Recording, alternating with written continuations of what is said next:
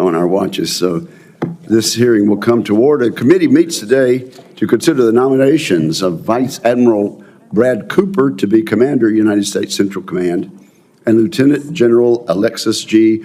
Grinkowicz to be Commander, United States European Command, and Supreme Allied Commander, Europe. I welcome our nominees and their families, and I thank them for their continued willingness to serve our nation.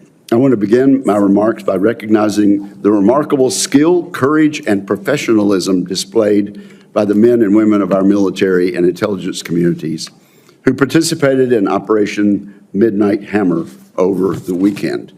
President Trump was right to authorize the mission to strike Iran's nuclear facilities and address this long-standing threat to the United States. Our Commander-in-Chief gave Ayatollah Khamenei every chance to negotiate peacefully. The Iranian leader, however, rejected our presence in treaties. He instead chose to continue his pursuit of a nuclear weapon and support of terrorism rather than a peaceful resolution that would have benefited the Iranian people. To be clear, the situation the Iranian regime finds itself in today is entirely of its own making. I know members of this committee will have questions about Operation Midnight Hammer and the administration's Iran policy. I do remind my colleagues there will be a classified briefing for all senators later today with senior administration officials to address many of these questions. If confirmed, Admiral Cooper will assume command of CENTCOM in the midst of a seismic shift across the Middle East. These changes were precipitated by Hamas's barbaric attack against Israel on October 7, 2023. Since then, Iran's conventional military capabilities have been severely degraded. Hezbollah's leadership has been decimated, and Hamas has been crushed. Iran's longtime political ally in the region, Syria's Bashar Assad, is out of power and in exile. Iran and its terrorist allies are weaker than they have been in decades, but the job is not done. We must do all we can to support the defense of Israel and ensure that American forces in the region have what they need. I hope to hear Admiral Cooper's unclassified assessment of recent developments and his description of the force posture and force protection requirements CENTCOM needs in order to contend with Iran, its proxies, and other threats emanating from the region. Lastly, we must not lose sight of the continuing threat posed by radical Islamist terrorist groups like ISIS and al-Qaeda. Although weakened, ISIS and al-Qaeda remain intent on killing Americans. I'm interested in Admiral Cooper's testimony about the current capabilities of terrorist groups in the region and what CENTCOM's counterterrorism strategy should be in order to counter this threat. Now, as to General Grinkowicz, if confirmed, he will take command of EUCOM and NATO at a time of war and great uncertainty. Vladimir Putin continues to remind the West that Russia remains a determined enemy, one which is willing to use force to vindicate long-held grievances and to violate international law. The Russian dictator's invasion of Ukraine has rained death and destruction upon a democratic people and serves as a warning to the world that the military threat from Russia is as relevant today as it ever has been. Indeed, earlier this month, NATO Secretary General Mark Rutte warned that, quote, Russia could be ready to use military force against NATO within 5 years, unquote. He added that Putin's war economy produces more munitions in 3 months than the whole of NATO produces in a year. Of course, Russia is not just a danger to our NATO allies. Russia also directly threatens the homeland. Its nuclear arsenal is sized and postured to destroy the United States. The members of this committee are keen to hear General Grinkowicz's views of the threat Russia poses, as well as his plans to counter it. The United States faces a daunting challenge. We must deter and, if necessary, defeat 2 nuclear peer adversaries. That task highlights the important role allies play in our security. President Trump deserves considerable credit for dramatically increasing allied burden sharing, which has helped to renew NATO's purpose. NATO is now actively debating a commitment for members to spend 5% of their GDP on defense. Amid this encouraging development, there are some in the Pentagon that believe the U.S. must draw down our military presence in Europe. This thinking bewilders most of us on this committee, given Russia's aggression and the renewed willingness of allies to share our collective defense burden. Our presence in Europe helps deter Russia. It also has additional benefits, including enabling and assisting our military operations in the CENTCOM and AFRICOM areas of operation. That support is vital, especially now as tensions once again rise in the Middle East. With that, I look forward to our hearing today, and I turn to my colleague and friend, Ranking Member Reed. Thank you very much, Mr. Chairman, and welcome, Admiral Cooper, General Grinwich. Congratulations on your nominations, and thank you for stepping forward to continue your long careers of service. And I particularly extend my appreciation to your families who were with you every step of the way and are one of the reasons I think you're here today before us. Gentlemen, as you are well aware, this is a very dangerous moment. On Saturday, the President ordered airstrikes on several nuclear facilities deep within Iran. More than 100 American aircraft and thousands of service members executed a remarkable global operation that significantly damaged Iran's nuclear infrastructure, although we still await the final battle damage assessment. And I salute the military personnel who carried out this mission with incredible skill and bravery. It is imperative that we prevent Iran from acquiring a nuclear weapon. However, I'm concerned about the consequences of this attack. Iran has already retaliated by launching ballistic missiles at our bases in Qatar and Iraq, threatening tens of thousands of American troops. Fortunately, these strikes were intercepted, but we must recognize the grave risk of igniting a broader regional war. And our forces in the region must continue to brace for additional attacks, and indeed, we've seen additional attacks between Israel and Iran. I urge the Trump administration to pursue diplomacy and international engagement to prevent further violence. Admiral Cooper, I trust that you understand the challenging situation within which you have been nominated to lead CENTCOM. In this regard, your distinguished record of service is encouraging. Your career as a surface warfare officer with extensive command experience in the Middle East, including your current position as Deputy CENTCOM Commander and previous command of U.S. Fifth Fleet, should serve you well. If confirmed as CENTCOM Commander, you will need to not only address the Iran crisis, but also continue to navigate the difficult environment surrounding Israel's war against Hamas in Gaza, the ever-present Houthi threat in Yemen, and the potential resurgence of ISIS in Syria and Iraq, all while the administration has announced significant force reduction in these areas. I'd like to know how you would address each of these threats and how U.S. military operations can align with Iranian nuclear negotiations, and any plans you have to help build the capacity of our regional partners, such as the Lebanese armed forces. Even as we navigate these conflicts in the Middle East, the security environment in Europe remains fraught. At this moment, NATO leaders are gathering in Brussels to address a number of urgent issues, including the war in Ukraine and Russia's increasingly aggressive posture towards the West.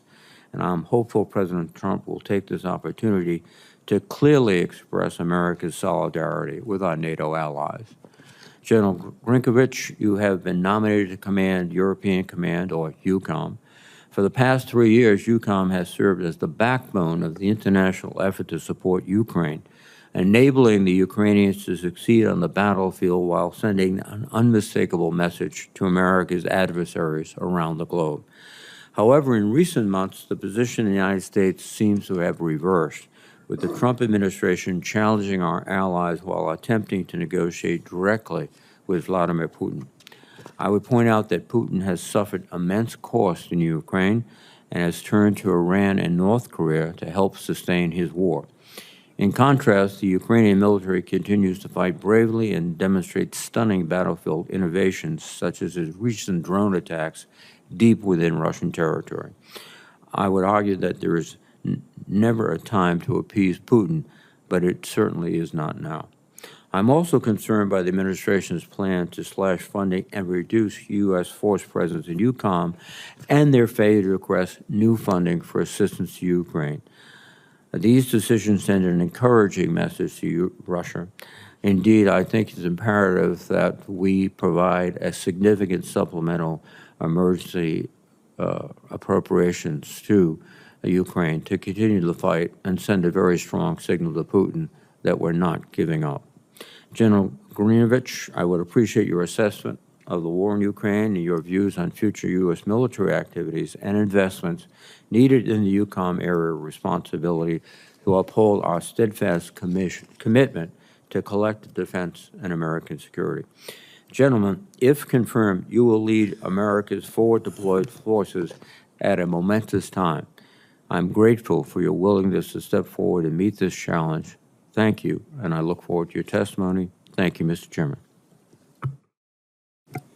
Thank you very much, Senator Reed. Now we will take opening statements, no longer than 5 minutes, if you don't mind, gentlemen. We'll begin with you, Admiral Cooper. Your opening statement, sir. Well, good morning, Chairman Wicker, Ranking Member Reed, and distinguished members of this committee. As the proud son of a career Army officer and Vietnam veteran and the grandson of a World War II veteran in the Pacific, I'm honored and I'm humbled by the opportunity to appear before you today. I would first like to thank the President of the United States, the Secretary of Defense, and the Chairman of the Joint Chiefs of Staff for their faith, trust, and confidence in nominating me to serve as the next commander of U.S. Central Command. I'm also honored to join today with Lieutenant General Alexis Grinkovich. We all know him by his call sign of Grinch. Having served alongside of him for the last 4 years in very challenging times, he is the very best our nation has to offer. It's a wonderful privilege to be a beam of him today. I'm joined today by my wife, Susan, my high school sweetheart from Montgomery, Alabama, and the anchor of our family. She was there when my parents signed a waiver so that I could attend the Naval Academy at the age of 17. As I prepare to mark 4 decades wearing the cloth of the nation next week, I know that none of it would have been possible without Susan's boundless love, not only for our family, but to thousands of military spouses around the world. She truly has been my greatest source of strength throughout this amazing journey. Also with us today are our daughter Katie, a cardiovascular ICU nurse in Jacksonville, Florida, and Andrew, a fellow nurse and Marine veteran of Iraq and Afghanistan. Our son Bradford, a professional welder, is working on a U.S. Navy guided missile destroyer today in Mayport, Florida, playing his role in keeping our Navy fit to fight. He and his wife Shelby are unable to be here today as they prepare for the imminent arrival of grandchild number 3, a future member of the U.S. Naval Academy class of 2047. Sorry, Senator Reed. Our grandchildren, Avery and Charlie, also couldn't be here today, but they remain 2 of our life's absolute greatest joys. I'm also grateful for the support of my brothers and sisters-in-law who are here today. As a career Navy surface warfare officer, I have spent my adult life on Navy ships, deploying all around the world, including a tour on the ground in Afghanistan, and with family moves to Germany, Korea, Japan, and most recently, Bahrain. Supporting the Coopers has truly been a team sport, and I'm deeply thankful for their love these many years. My greatest inspiration for continued service has come from those I've had the privilege to lead and serve alongside in the Joint Force. U.S. forces in the Middle East are laser-focused today on warfighting, lethality, and their readiness, and they are performing superbly. I honor them and their families for the sacrifices they continue to make for the nation. I would like to specifically acknowledge the exquisite execution by the Joint Force of an incredibly complex mission in Iran this past weekend and successful defense of Al Udeid Air Base just yesterday. I just could not be prouder, and I know that this committee shares in that same pride. Over the past 4 years, I've had the privilege of living in and leading in the Central Command area of responsibility. That time has given me a front row seat to both the volatility and the promise of the Middle East. It's also reinforced a clear-eyed understanding. The Middle East is incredibly dynamic today. There are challenges for sure, but also real strategic opportunities. If confirmed, I will work with this committee to shape outcomes that advance our national interests. I would like to acknowledge and thank the current commander of U.S. Central Command, General Eric Kurilla, his wife and family for their lifetime of service to our country. Our nation and our troops in the Middle East have been blessed to have General Kurilla at the helm of Central Command for the last 39 months. Finally, I would like to thank this committee for your steadfast support and commitment to the oversight that makes our force stronger. If confirmed, I pledge to maintain a transparent and fully responsive relationship with this committee. I look forward to your questions today. Thank you very much. Thank you, Admiral Cooper, and thank you for your kind words about General Carrillo. I think they're shared by most of us here behind the dais. Before I recognize you, Lieutenant General Grinkowicz, would you get together with Admiral Cooper and see if you can get that grandson of his in the Air Force Academy at the appropriate time? Sir, I'd be happy to. Okay. We all make mistakes. But. You are now recognized. Clearly, they're not qualified for West Point, but that's okay.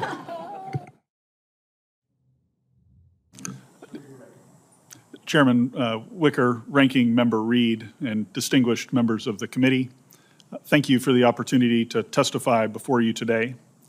I would also like to thank President Trump, Secretary Hegseth, and General Kane for their trust and confidence in me and for the opportunity, if confirmed, to continue serving and leading those who raised their right hand and swore an oath of service to our nation. Today, I'm honored to testify alongside Vice Admiral Brad Cooper, the nominee for United States Central Command. Brad and I fought alongside each other in our previous jobs as the maritime and air component commanders in U.S. CENTCOM, and having seen Brad in action, I know of no other leader more focused on leadership, warfighting, and excellence. Up front, I would like to thank my family for their support and sacrifice throughout my career. A former Air Force Chief of Staff used to remind us that our families are the best possible deal the military could ever get.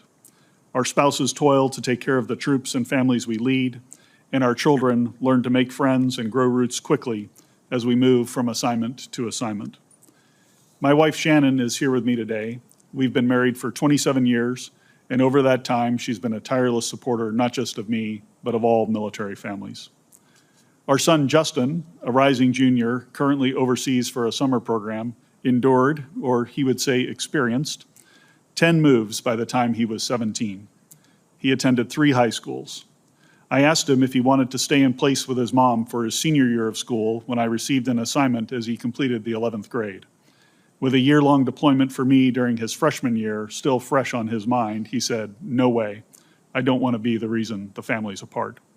We're super proud of Justin and can't wait to see him this summer.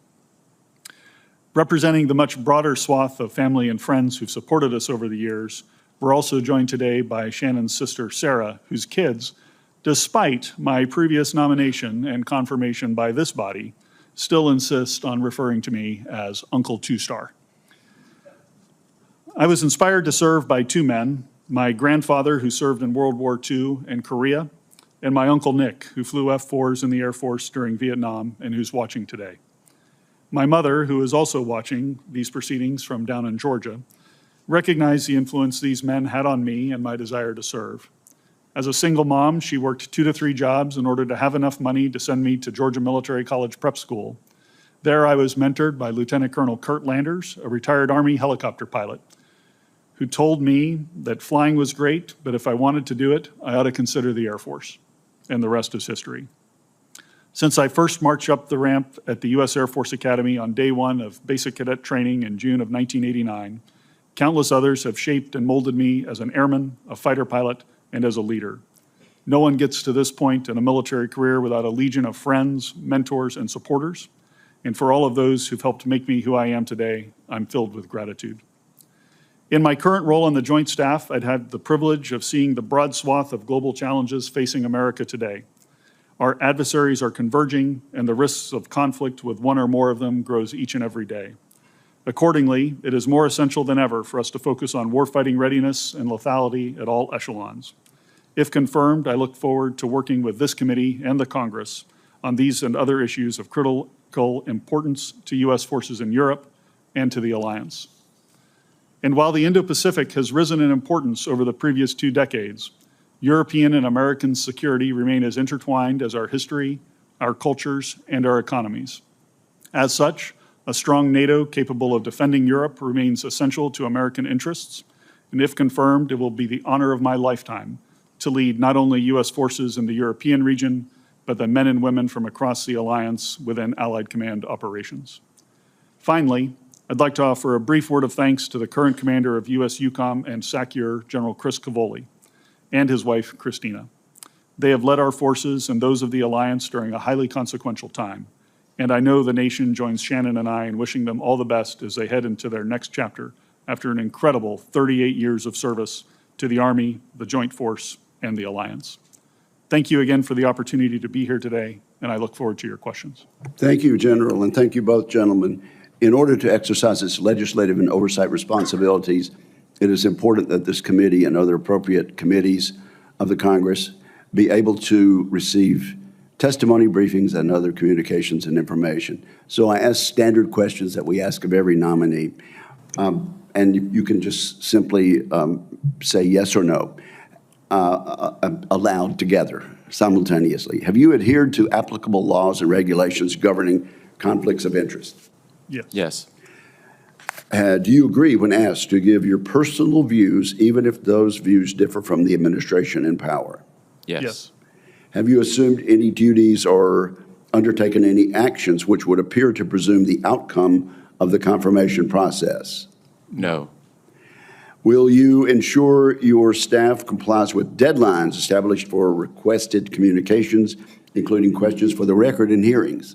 Yes. Will you cooperate in providing witnesses and briefers in response to congressional requests? Yes. Yes.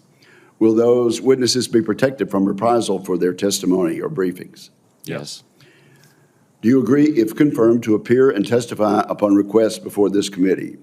Yes. Do you agree to provide documents, including copies of electronic forms of communication, in a timely manner when requested by a duly constituted committee, or to consult with the committee regarding the basis for any good faith delay or denial in providing such documents? Yes. Yes.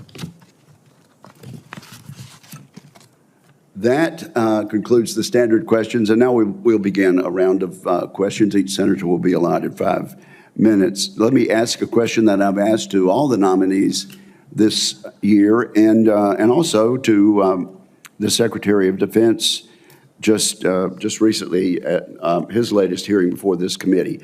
And that regards reconciliation, the $150 billion that we anticipate will be put in the reconciliation bill for defense. Much of the funding in the defense reconciliation bill is unspecific and will technically be at the discretion of the Department of Defense, though we will write specific recommendations for them. A quick yes or no from each of you. Admiral Cooper, first, do you commit to follow the Congress's spending recommendations in defense reconciliation unequivocally? Yes. And Lieutenant General Grinkwich? I do, sir. Thank you very much. Now let's move on then to CENTCOM. And so, Admiral Cooper, you've spent a number of years serving senior military positions in the Middle East. It's fair to say you understand the Iranian threat better than most. How would you characterize Iran's ability to threaten the United States, Israel, and our partners in the region today after what has happened during the last weekend? How does the threat compare to just a few years ago before Hamas attacked Israel in October of 2023? And so you'll be talking about the Iranian threat as well as their terrorist proxies. Senator, thank you very much for the question.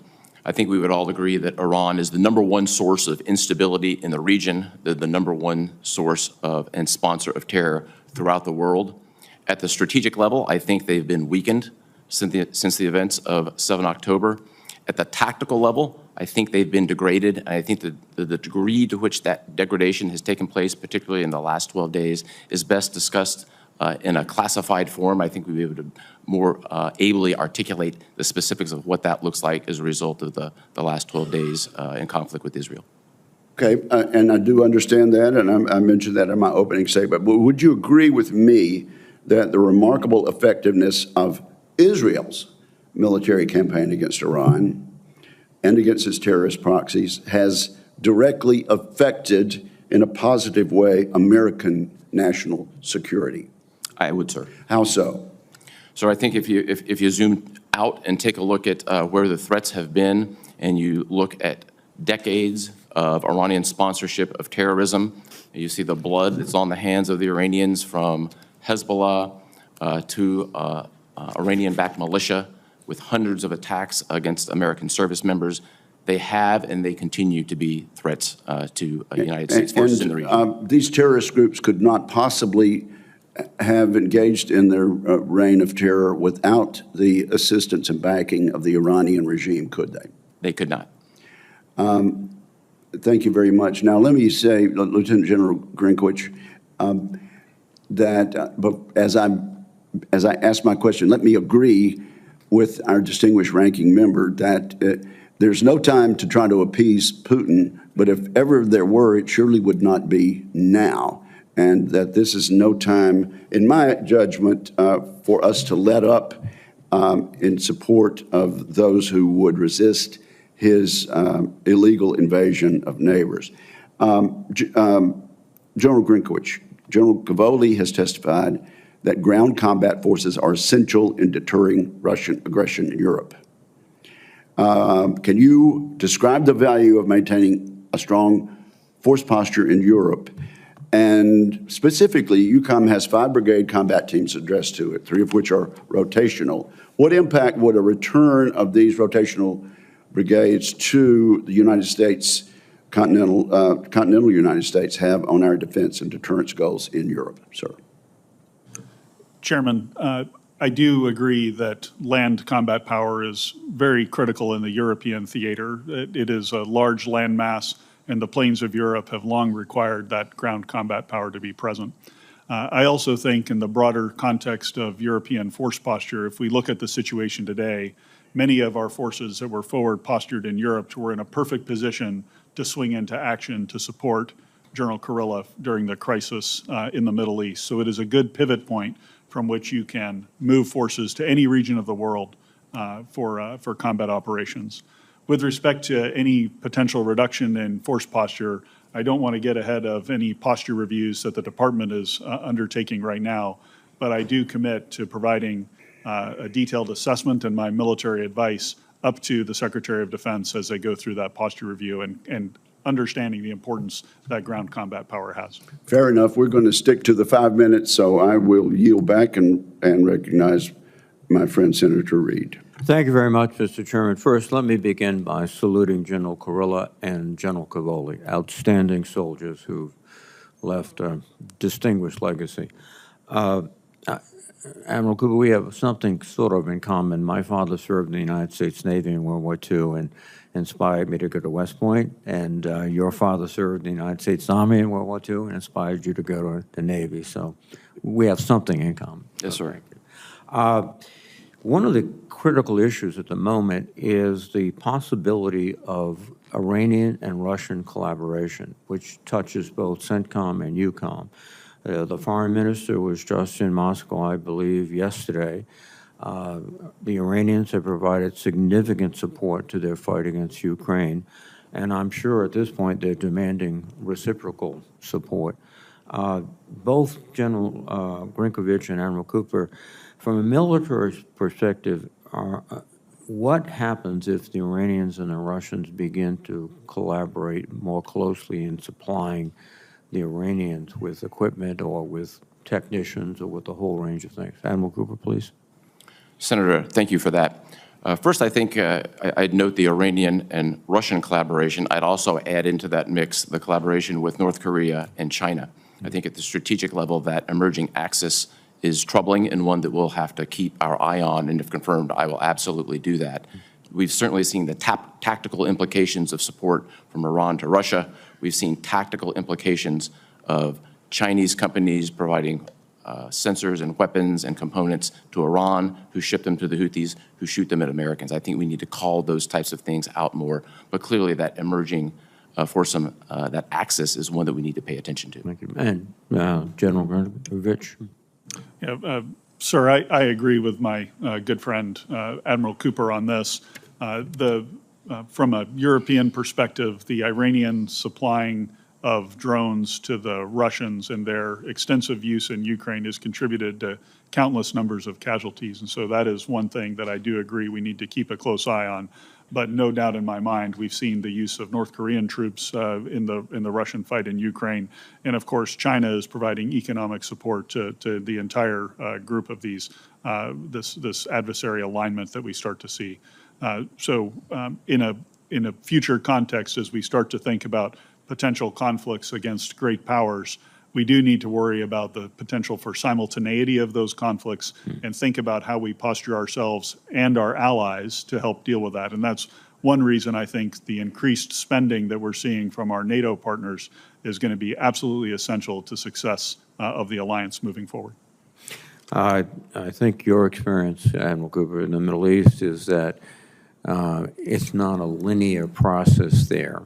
Things happen which are quite unexpected. And one aspect of this, and it was pointed out by Vali Nasser, who's one of the more perceptive commentators about the area, is that Iran might draw the lesson that their only deterrence is to have a nuclear weapon, and it could accelerate its process of trying to obtain a weapon. What's your assessment of the possibility of that? Senator, I think as we sit here now, and it's a very dynamic time, I'd be reluctant to make a strategic assessment or tactical assessment. I think that's best done by the intelligence community in the coming days. But for sure, the thing I think that we need to do right now, and we are doing with clarity, is making sure our men and women are safe in the Middle East. And that's where our focus is today, sir. Oh, thank you. A final question for Admiral Cooper. The proxy network of the Iranians has been significantly degraded by Israeli attacks primarily, but also other factors, the change in leadership in Syria. How are we going to continue that denigration of the proxies? That's one aspect of it. Second, do you sense, and this might be reserved for the closed session, that those proxies will eventually come back to the Iranians and start being active? So no, first I would agree that proxies are significantly degraded, particularly Hamas and Hezbollah. If confirmed, it would be a priority of mine to deter conflict through both the deterrence of Iran and those proxies. I think we're going to have to continue to watch them very closely. While those two proxies have been degraded, we still have the Iranian-aligned militia groups that are out there, as well as the Houthis currently in a ceasefire with us. Thank you, gentlemen. Thank you very much. Thank you, Senator Reed. Senator Fisher. Thank you, Mr. Chairman. And thank you both, Admiral Cooper, General Grinkowicz, for your service and for the service of your family to this country for many, many years. General, you're nominated not only to serve as commander of the U.S. European Command, but also as the Supreme Allied Commander, Europe, who is responsible for all NATO military operations and forces. And that includes the American nuclear forces that are assigned to NATO. NATO is a nuclear alliance. The role that you would assume in NATO has always been filled by an American, beginning with General Eisenhower in 1950. How do you view the role of nuclear deterrence with respect to the NATO alliance?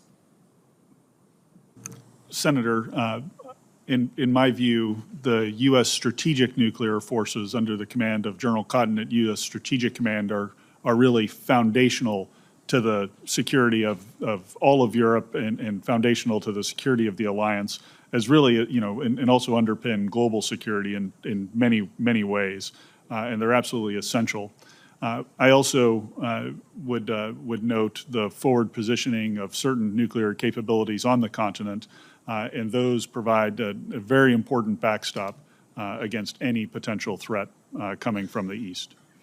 You earlier were asked about the increased, the higher role of spending from our NATO partners to 5% of GDP.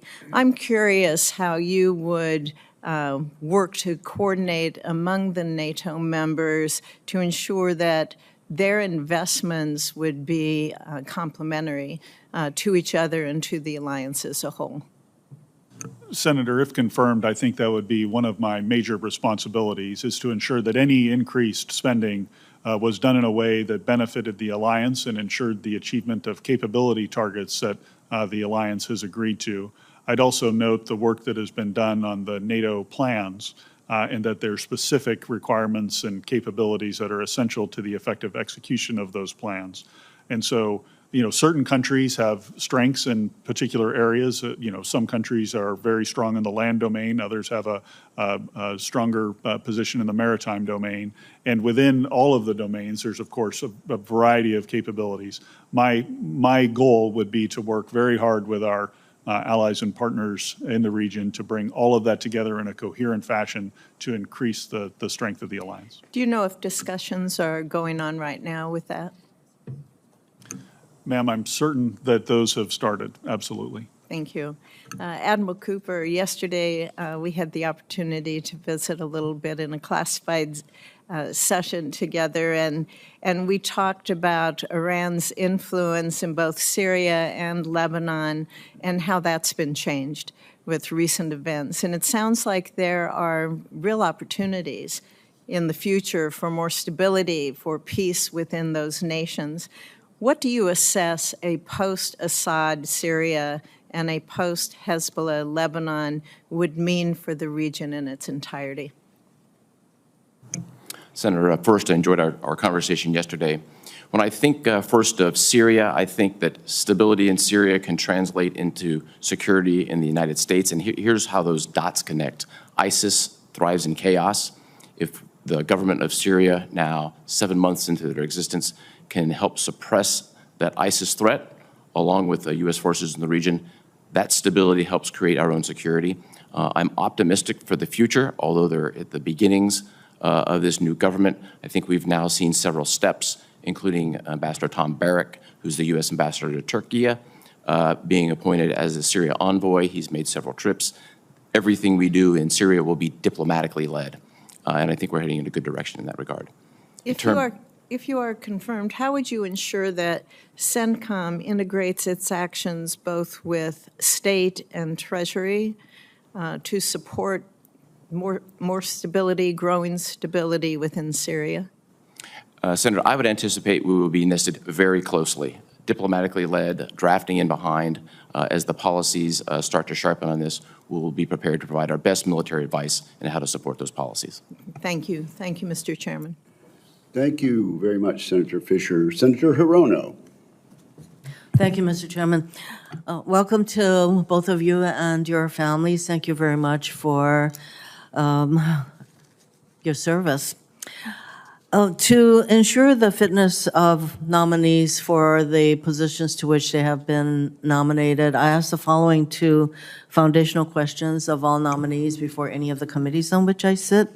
So I will ask these questions of you. We'll start with Admiral Cooper and then go on to General Krasinski. So since you became a legal adult, have you ever made unwanted requests for sexual favors or committed any verbal or physical harassment or assault of a sexual nature? I have not. I have not. Have you ever faced discipline or entered into a settlement related to this kind of conduct? No. No.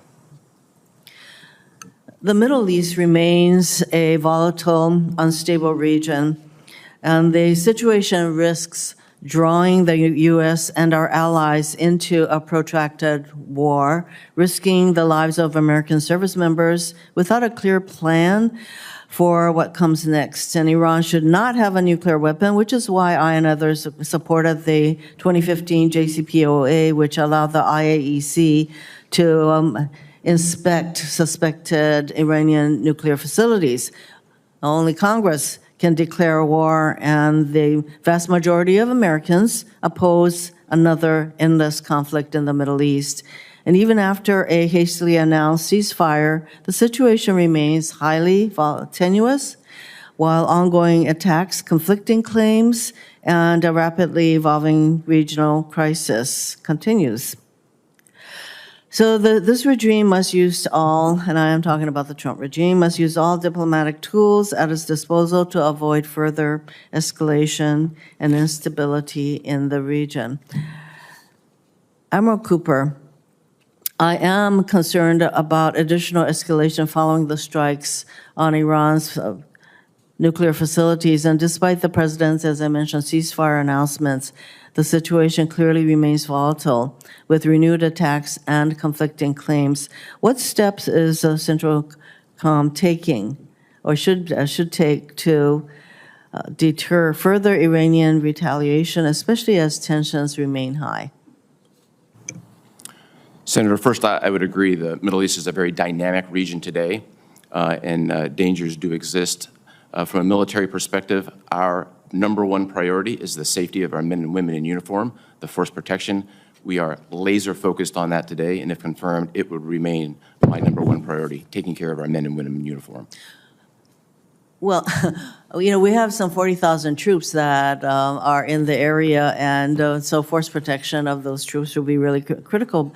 But do you have any ideas about what Central Command can do to ensure that that region becomes more stable? I think for the For last... example, would you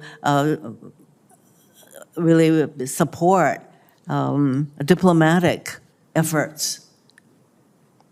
Senator, absolutely. As a first step? Absolutely. Step one is diplomatically led, as we saw over a multi-month period.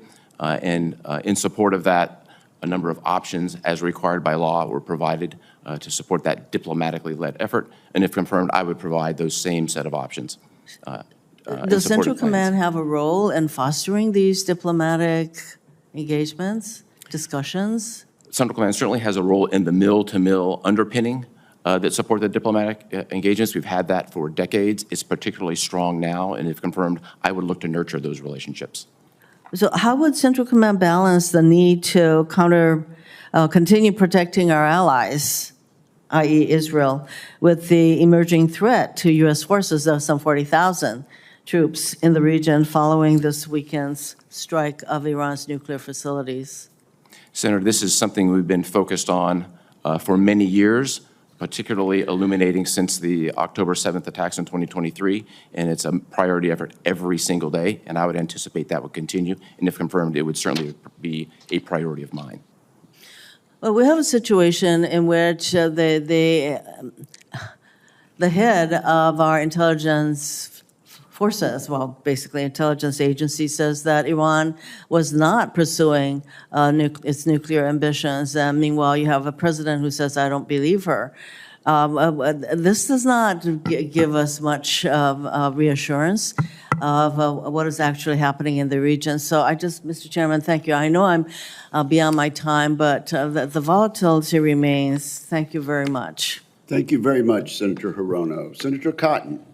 Gentlemen, congratulations on your nominations. Thank you to your families for their sacrifices over the year, and most important, thank you to the men and women you represent in your organizations and will represent for their service as well. I want to commend you both and commend everyone who was involved in the exceptionally successful mission against Iran over the weekend. Admiral Cooper, I want to return to a brief point you made with Senator Wicker. Although we have dealt a massive setback to Iran's nuclear threat, which is the worst kind of threat they could pose to us, Iran still poses a severe threat to our troops and to Americans around the world, right? They do. They possess considerable tactical capability, one element of which we saw yesterday, which we thwarted in defense of Al Udeid Air Base. And as the next commander of Central Command, one of your top priorities will be to continue the aggressive defensive posture and to continue the deterrence that's now been reestablished against Iran to defend our troops in the region as well as all of our friends in the region, Israel and the Arab nations. Absolutely, sir. It would be an important priority, deterring Iran in proxy. And I know that President Trump is mindful about this, that just because they had a very weak response yesterday, which they telegraphed in advance, doesn't mean that there might not be another response in a day or a week or a month or a year or 3 years, and it could be missiles or rockets against our troops, or it could be trying to blow up an embassy around the world or targeting American citizens for terrorist attacks, something that we have to be constantly on guard against because Iran has been terrorizing America and the civilized world for 46 years. Is that right?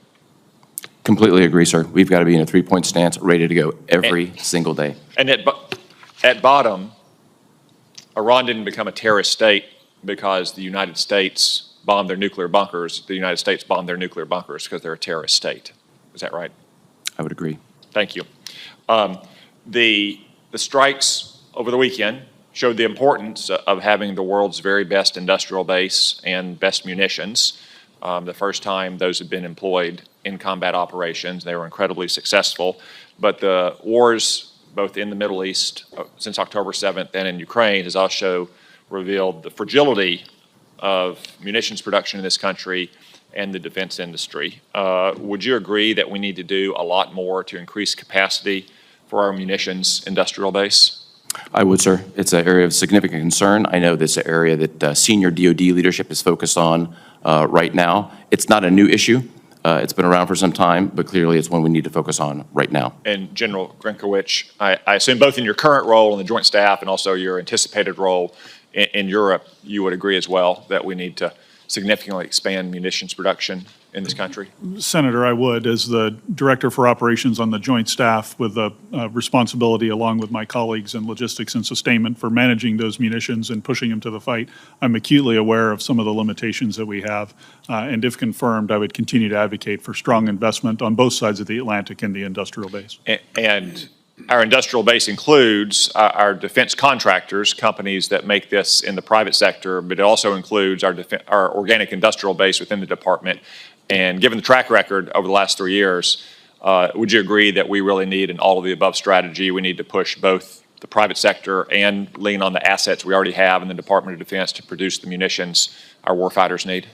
Senator, I would. The organic industrial base does need that investment and attention. And on the private sector side, I would say we need to focus not just on traditional prime contractors, but also expand the competitive space to new entrants to get as much production capacity as possible. Thank you. Admiral Cooper, I think I saw you vigorously nodding your head in agreement. Would you like to state that for the record? Absolutely. I think the characterization of an all-of-the-above strategy is the appropriate characterization. Okay. The operation last weekend, I guess a couple Thursdays ago in Iran, with the use of drones launched from inside the country, as well as a few weeks ago by Ukraine inside Russia, has revealed once again the threat that drones can pose to our bases here in the United States. And I've worked with Senator Gillibrand and a lot of other senators to address that threat here in the U.S., and we're going to try to pass legislation to expand the department's authorities on it. But General Grinkowicz, it's also a real threat in Europe, the prospect of NATO or American positions being attacked by drones, as we saw in Iran or as we saw in Ukraine. How do you assess the drone threat right now in the European theater?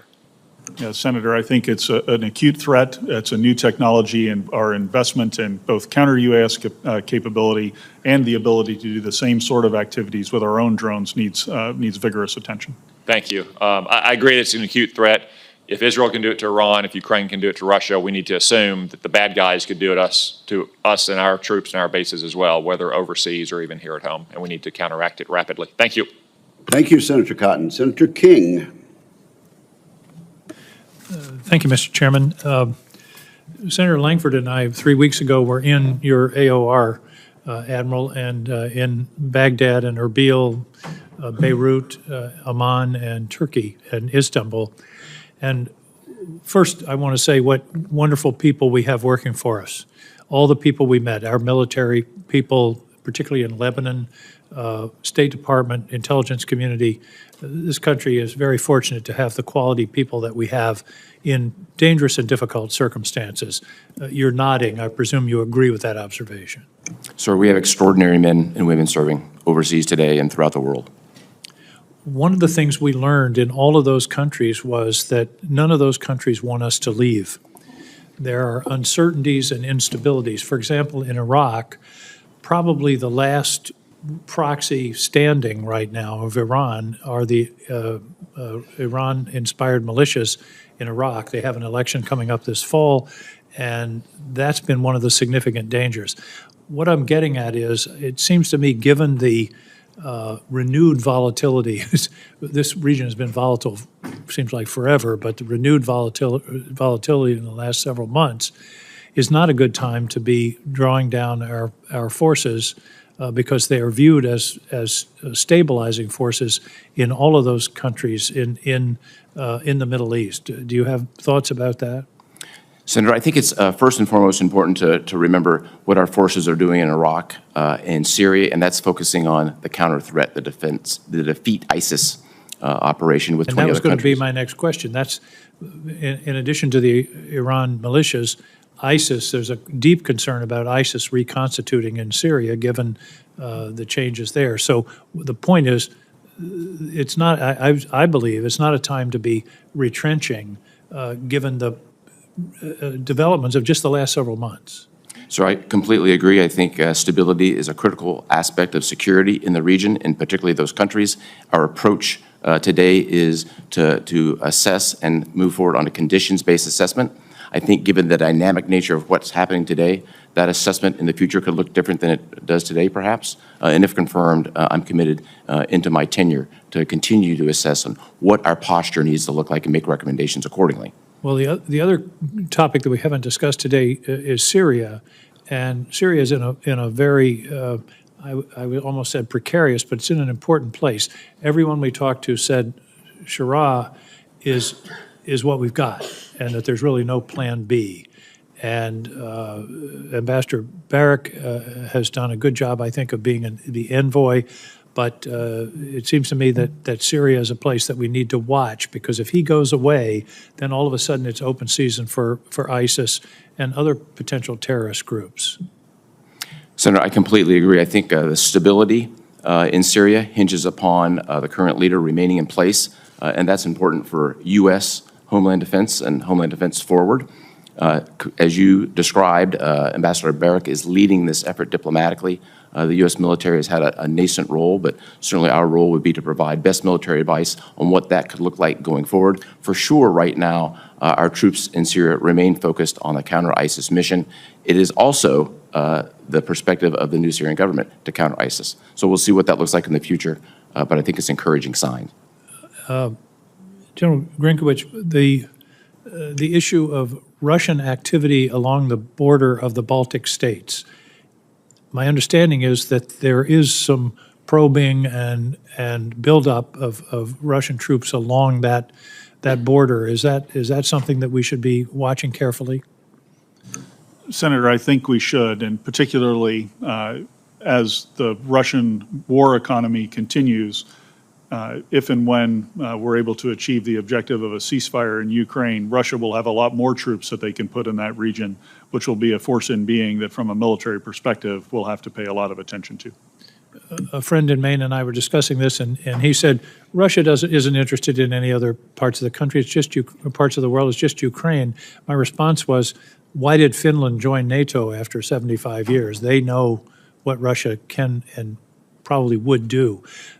Is it important for us strategically to continue the support of the Ukrainians in the kind of way that we have done in the past to maintain our military intelligence support? Senator, I think the Ukrainians have done an incredible job defending. They are forcing the Russians to make only incremental advances at a tremendous cost, and I think we should continue the effort to support them that has allowed them to perform so well. Thank you. Thank you, Mr. Chairman. Senator King, you and Senator Cotton have both made very strong bipartisan points, and I appreciate that line of questioning in particular. Senator Rounds.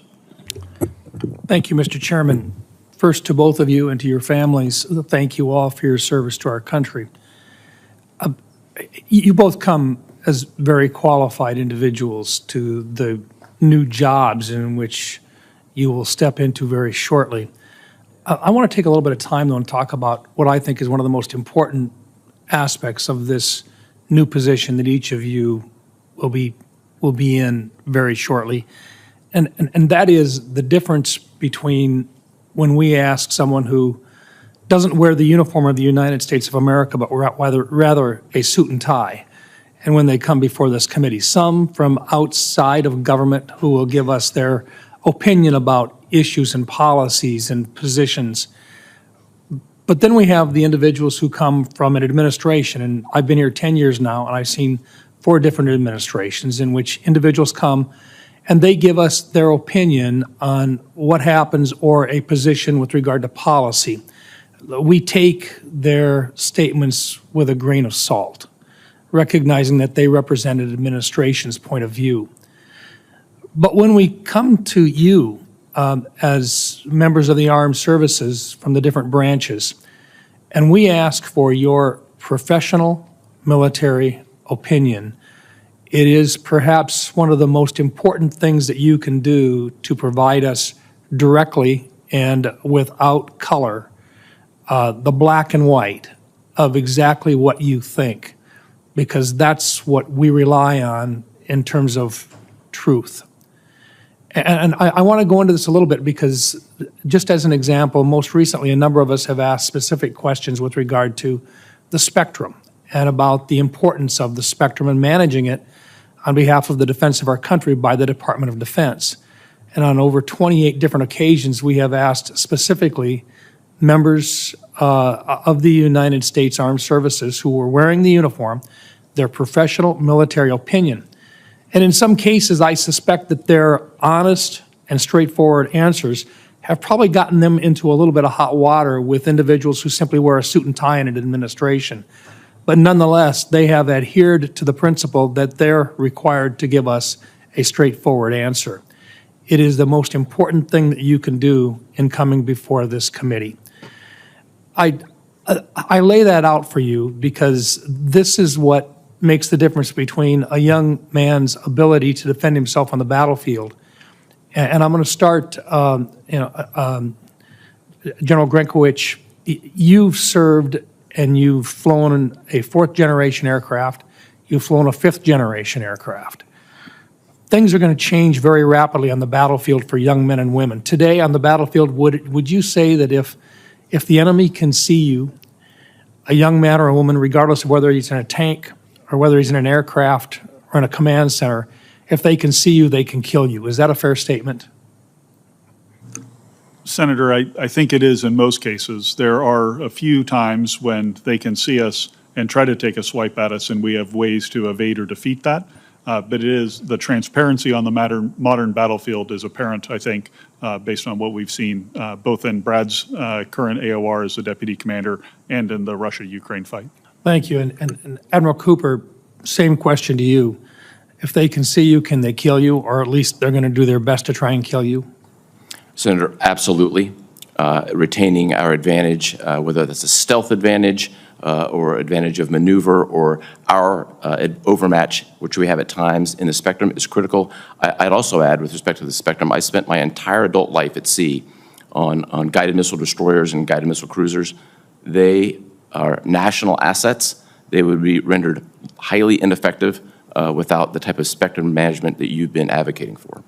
Thank you. And this is the reason why I think it is absolutely critical. And there's going to be lots of questions up here about munitions and everything else. But if I could simply, once again, strongly recommend that when the question from any member of this committee, Republican or Democrat, is given to you, and they ask for your professional military opinion, it's because we're trying to find out exactly what's going on.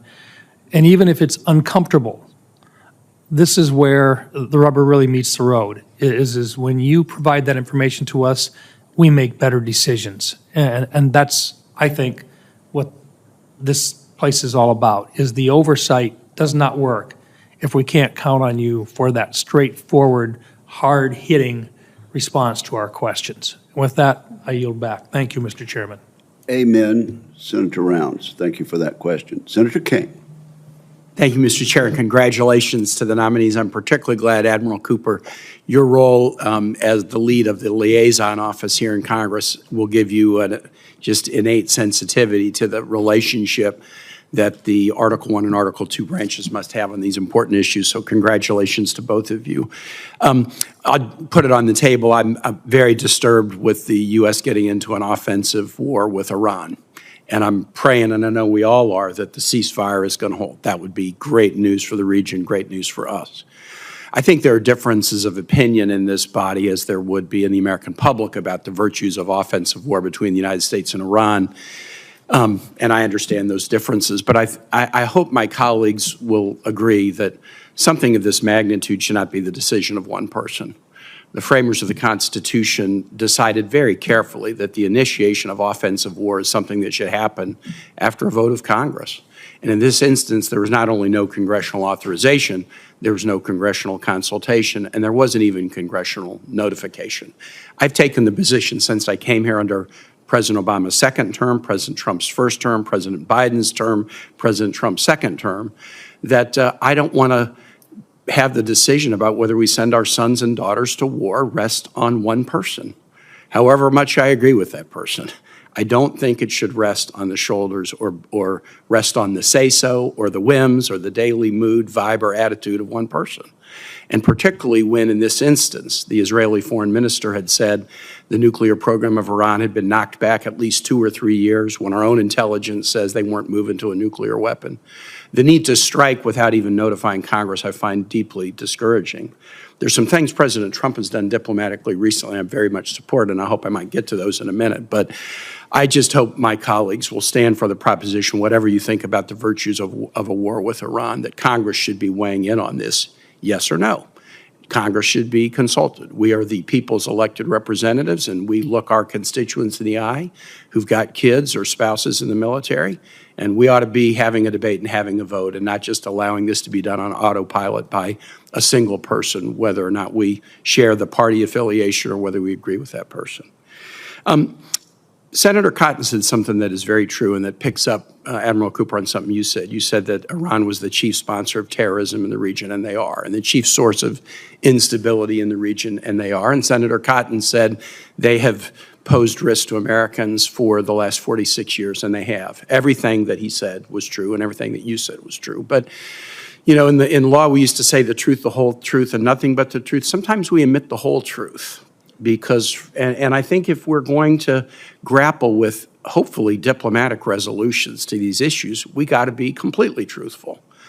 Everything that you said about Iran was accurate. But what nobody seems ever to say in a committee like this is that the United States acted to change the Iranian regime in 1953 by knocking off a democratically chosen prime minister at the behest of the British, whose oil interests were at stake. This is widely acknowledged and admitted. Anybody wants to research Operation Ajax, go take a look at it. Eisenhower project that knocked off the Iranian civilian democratically elected government. After that happened, the U.S. helped install a dictator, the Shah of Iran. We trained the secret police of Iran, and that dictator brutally ruled Iran for about 25 years. And Iran, which had been very pro-American because America fought for Iranian sovereignty at the end of the World War II when the Soviet Union wanted to gobble it up, that 25 years of the U.S. propping up a dictator over Iranians led to deep anti-American hostility. When the Shah was thrown out of office, the U.S. gave the Shah refuge. The Iranians asked for him back to try him. We refused. The Iranians took over the embassy and held American hostage, a violation of international law. In subsequent years, the United States military shot down an Iranian passenger. The USS Vincennes shot down a passenger jet in the 1980s, killed 290 Iranian civilians. That was on us, not on them. The U.S. gave weapons to Iraq when Saddam Hussein invaded Iran, a huge war in the region that cost 300,000 Iranian lives. And the U.S. provided weapons for Iraq to help them kill Iranians. We invaded a next-door neighbor to the east, Afghanistan, to topple a regime. We invaded a next-door neighbor to the west, Iraq, to topple a regime. We took a diplomatic deal with Iran, the first in 70 years that was actually working according to the IAEA and President Trump's first national security cabinet, and we tore it up. If we're going to try to find a diplomatic resolution, we not only have to acknowledge the Iranian terror that you truthfully recognize, but we also have to recognize that in a diplomatic solution, they have some points of concern as well. And if we don't deal with all of them, we won't find the diplomatic resolution that we would want rather than war. Thank you. Senator Ernst. Thank you, Mr. Chair. Gentlemen, I want to thank you for being here today. I especially want to thank your spouses and your family members for being here as well. We know it takes a a whole group of folks to help you succeed in what you do, and we're very grateful for their service as well. I'd like to start with you, Admiral Cooper. Of course, Operation Midnight Hammer is on everyone's minds, and I want to thank the incredible pilots, warriors, support teams for all that they did to make it a very successful mission. I am extremely proud of Team America. So I'll start with you. Senator King had mentioned ISIS, and I want to go a little bit further on that because we still see them as a big threat to those Americans and others that serve and live in the Middle East. Just last week, we saw ISIS extremists bomb a church in Damascus. So we know that they're still operating. It's a clear indication that that threat requires continued vigilance.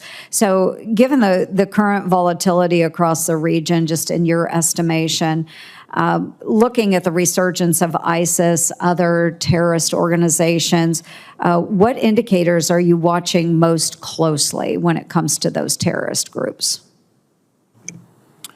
Senator, first, thank you for your time yesterday, and thank you for the question. Defending the homeland broadly and defending it forward is of critical importance to us. Specifically, that translates into keeping our thumb on ISIS, which predominantly today exists in 3 places. ISIS in Syria, to a lesser degree ISIS in Iraq, and then ISIS-K, also known as ISIS Khorasan, on the Afghan-Pakistan border.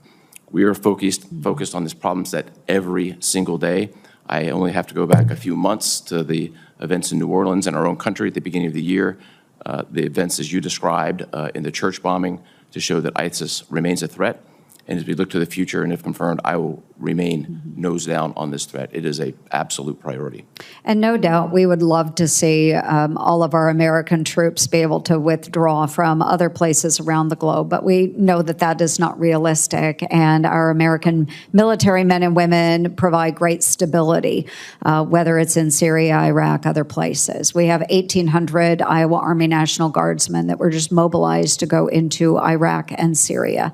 They will have boots on the ground very soon to continue with those stability operations.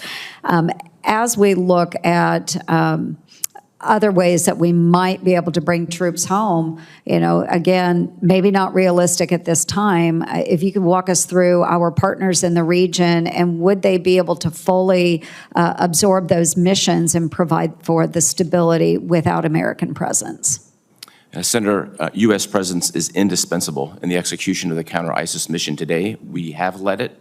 We lead it today, and I anticipate we'll lead it into the future. Every decision made on force posture is going to be conditions-based as I look to the future, and if confirmed, I will absolutely adhere to that. We are fortunate to have in the Defeat ISIS coalition more than 20 countries contributing, but America is leading it. Absolutely, and I appreciate that, and I agree with that sentiment, and it's extremely important to have American military leadership. I also believe in diplomacy, but there are times when we need our boots on the ground to provide that leadership for other nations. They look to us for that leadership, very, very important. And in the time that I have remaining, General Grinkowicz, I'm sorry, we're all stumbling all over your name. I apologize. We've got quite a number of troops that serve in Europe today in EUCOM, and about 100,000 in Europe, 20,000 deployed to Eastern Europe.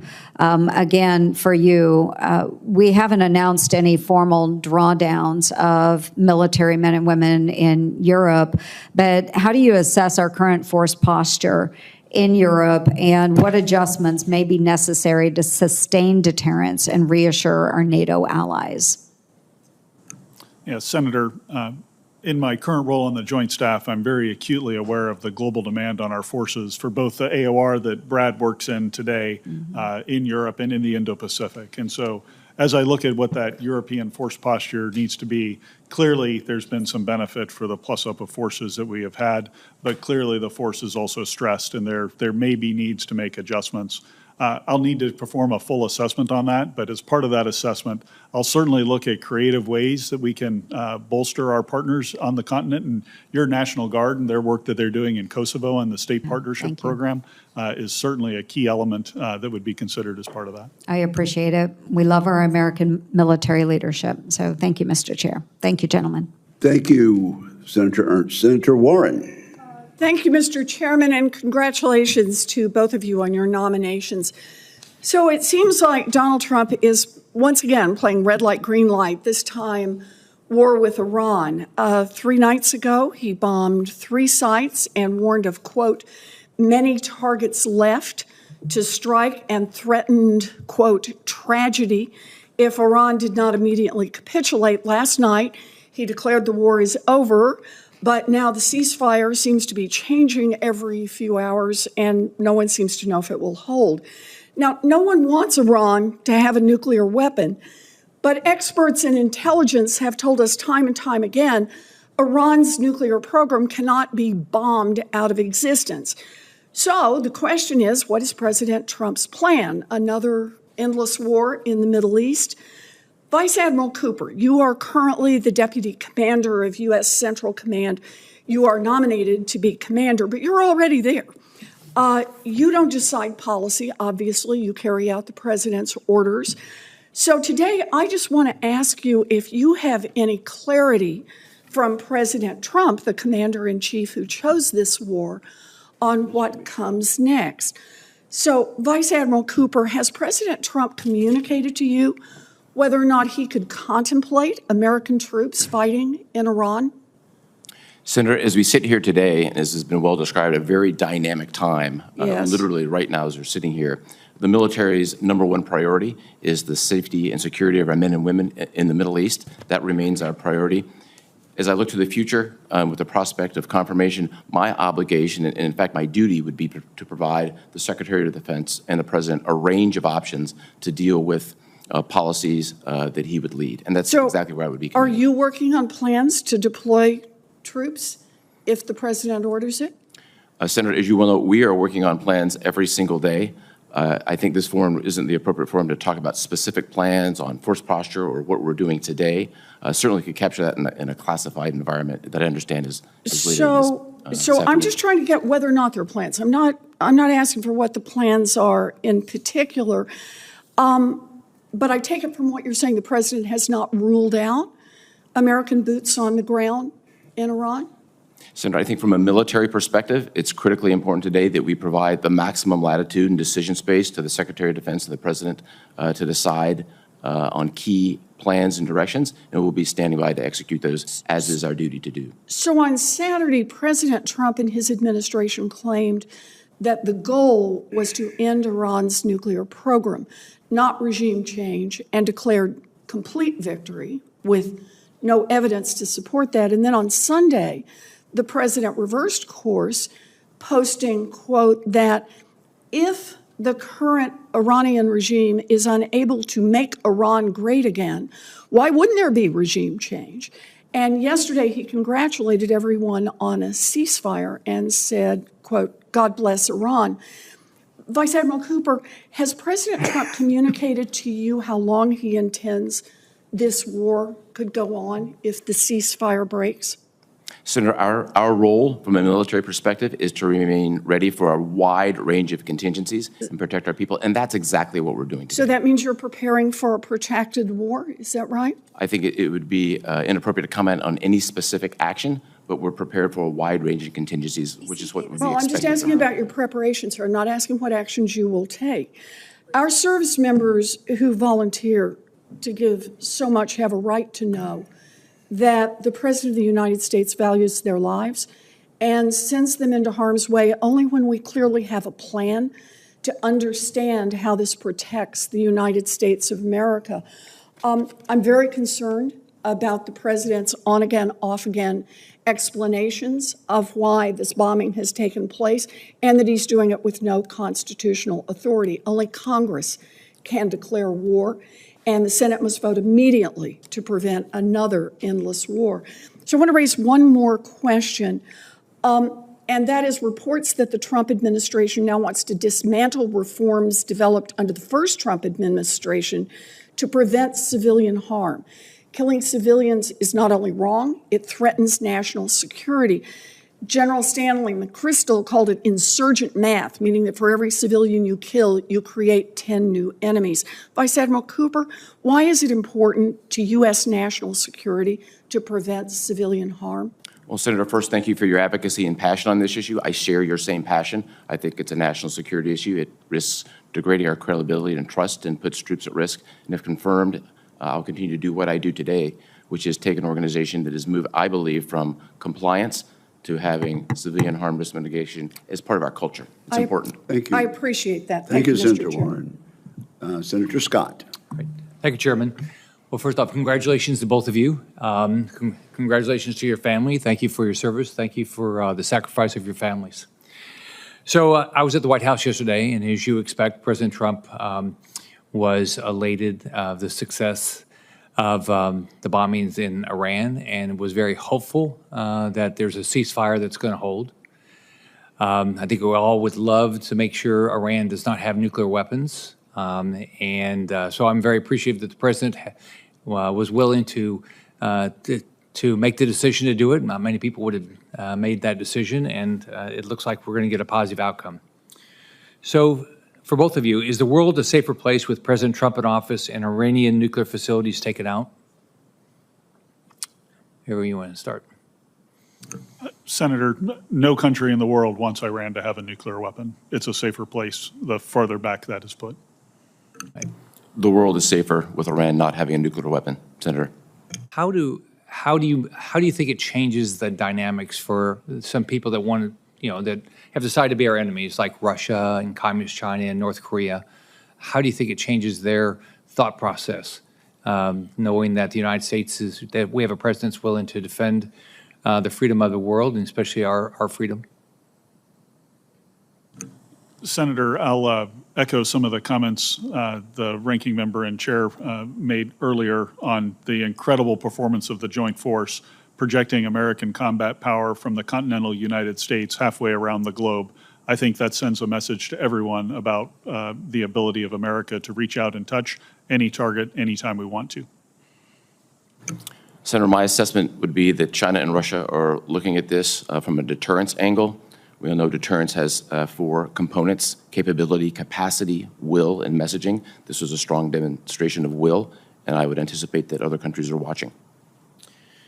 Thank you. For each of you, when you take over your roles, what will be your thought process to make sure we have the right assets, the right people, the right strategy in the areas that you're going to be responsible for?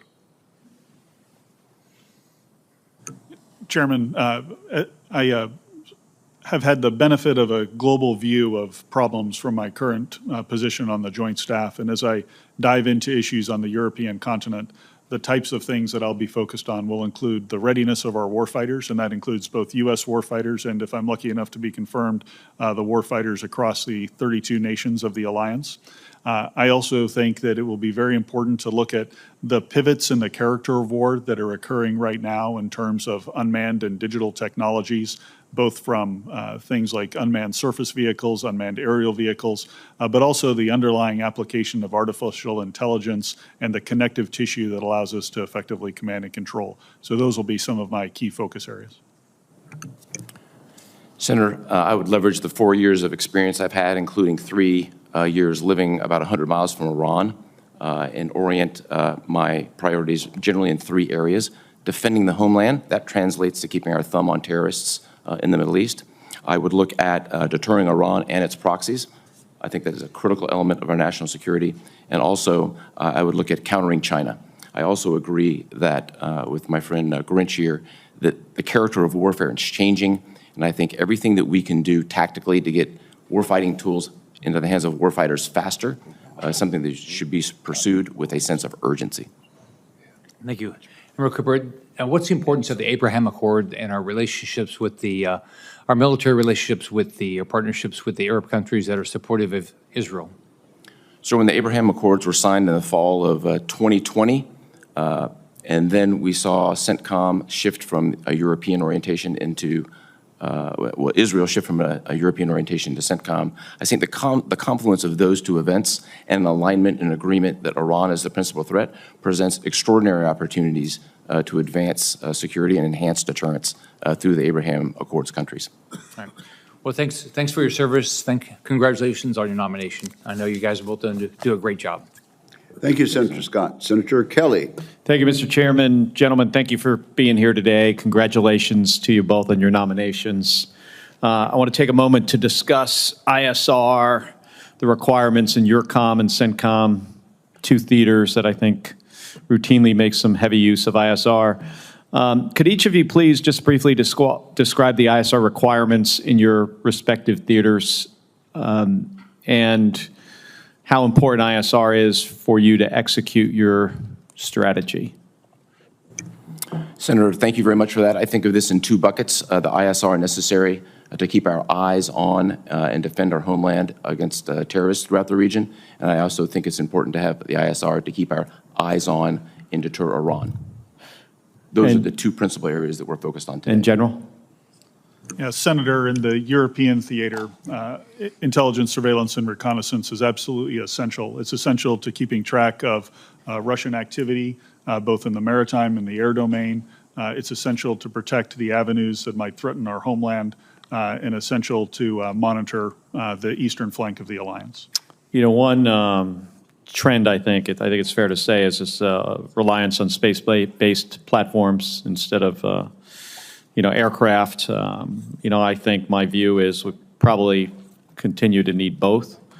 In CENTCOM, Admiral, you have a challenge here, possibly ahead of you, with regards to the Straits of Hormuz and the possibility that the Iranians could use sea mines on the straits deployed by ships. I don't think they can deploy them by aircraft. I might be wrong about that. Could you talk about how the ISR requirement, if you have to deal with a continuing aggressive Iran, but with regards to closing down the straits and what that could mean to operations for the Fifth Fleet and for CENTCOM? Senator, in my own experience from having commanded the Fifth Fleet for nearly 3 years, and as well as the associated Mine Task Force, which is coalition in nature, I think we have sufficient capacity and capability to handle the threat. ISR is a critical enabler to getting to the left of any Iranian actions. It would certainly be important for us to watch what they're doing and attempt to both anticipate and then react faster in the threat. It's a significant threat. It's a known threat, and one that we're watching every single day. And what would the reaction be if they start to deploy sea mines? Do you have the adequate number of minesweepers? Do you try to remove them? How do you protect shipping going through that 30-mile strait? It is a complex problem for sure. Iran has thousands of sea mines. It's a fairly narrow area. We do have a sufficient and the largest mine force in the world presently in the Middle East. Do you know how they would deploy them? Like specifically what ships of theirs would be used to deploy sea mines? We do have a good understanding of what that looks like. And do we track where the ships are located, and would we know if they start pulling out of port? We track them closely, and yes, we would know. All right, thank you. I've got another quick question about just close air support. We're in the process of divesting, and this is for you, General, primarily, divesting from the A-10 platform, our premier close air support airplane. Special Operations Forces will have an armed overwatch capability with the OA-1K. Possibility we could try to do this more with F-16s, F-35s. I just want to get your opinion, because there is also a trend here away from, what we think of, lower to the ground, slow movers, Apaches as an example. We're no longer going to upgrade AH-64Ds to Es. But if we wound up in a conflict in Europe, I think close air support is, something we're going to continue to need. Just want to get your thoughts on that and where we should go. Yes, Senator, thanks for the question. I do agree, given the characteristics and geography of Europe, close air support would be essential to any battle that we found ourselves in if we unfortunately got to that point. And it'll be important to show that we have that capability as a deterrent to help us not get there. Two things I think about with respect to the future of close air support. One is if we're using traditional aircraft to execute this mission, I do need those aircraft to be survivable in a much more densely protected from an air defense perspective environment. And we see that in Ukraine, where neither side is able to get close air support into the battlefield in a traditional sense because of the air defense. And so they have resorted to now less traditional means of close air support using first-person viewer drones, one-way attack drones, et cetera. And I think we need to look at both of those aspects of the future battlefield. All right, thank you. Thank you, Mr. Chairman. How's that working, the use of alternative close air support? Senator, my assessment is that some of those alternatives are proving to be extremely lethal on the battlefield in Ukraine, and the pace of innovation that we've seen really on both sides of the equation has shown that smaller drones precisely maneuvered with lethal payloads can have a devastating effect on enemy forces on the front line. At less expense to the taxpayer? Yes, sir, much less expensive. Thank you very much. Senator Tuberville. Thank you, Mr. Chairman. Good morning. Thanks for both of your service and moving your families around. Kind of like a coach, you know, you don't stay very long in one spot. Admiral, it's good to see your family here. Auburn folks, good Alabama folks. Live in Montgomery, I think, right? Might be my neighbor here in a year and a half after I run for governor and win it, Alabama, so hopefully they vote for me. General, let me ask you this. What's your relationship with the NATO commanders in the bigger countries that we have? Senator, I have worked with European partners around the world over the years in a variety of coalition environments, and I know many of the leaders across all of those countries. It's a solid relationship, sir. How about Turkey? Sir, I've had the privilege of visiting Turkey several times over the course of my career and have great respect for the military capabilities that they can bring to bear. Largest military in NATO, is that right? Yes, sir. Yeah. Let me ask this question.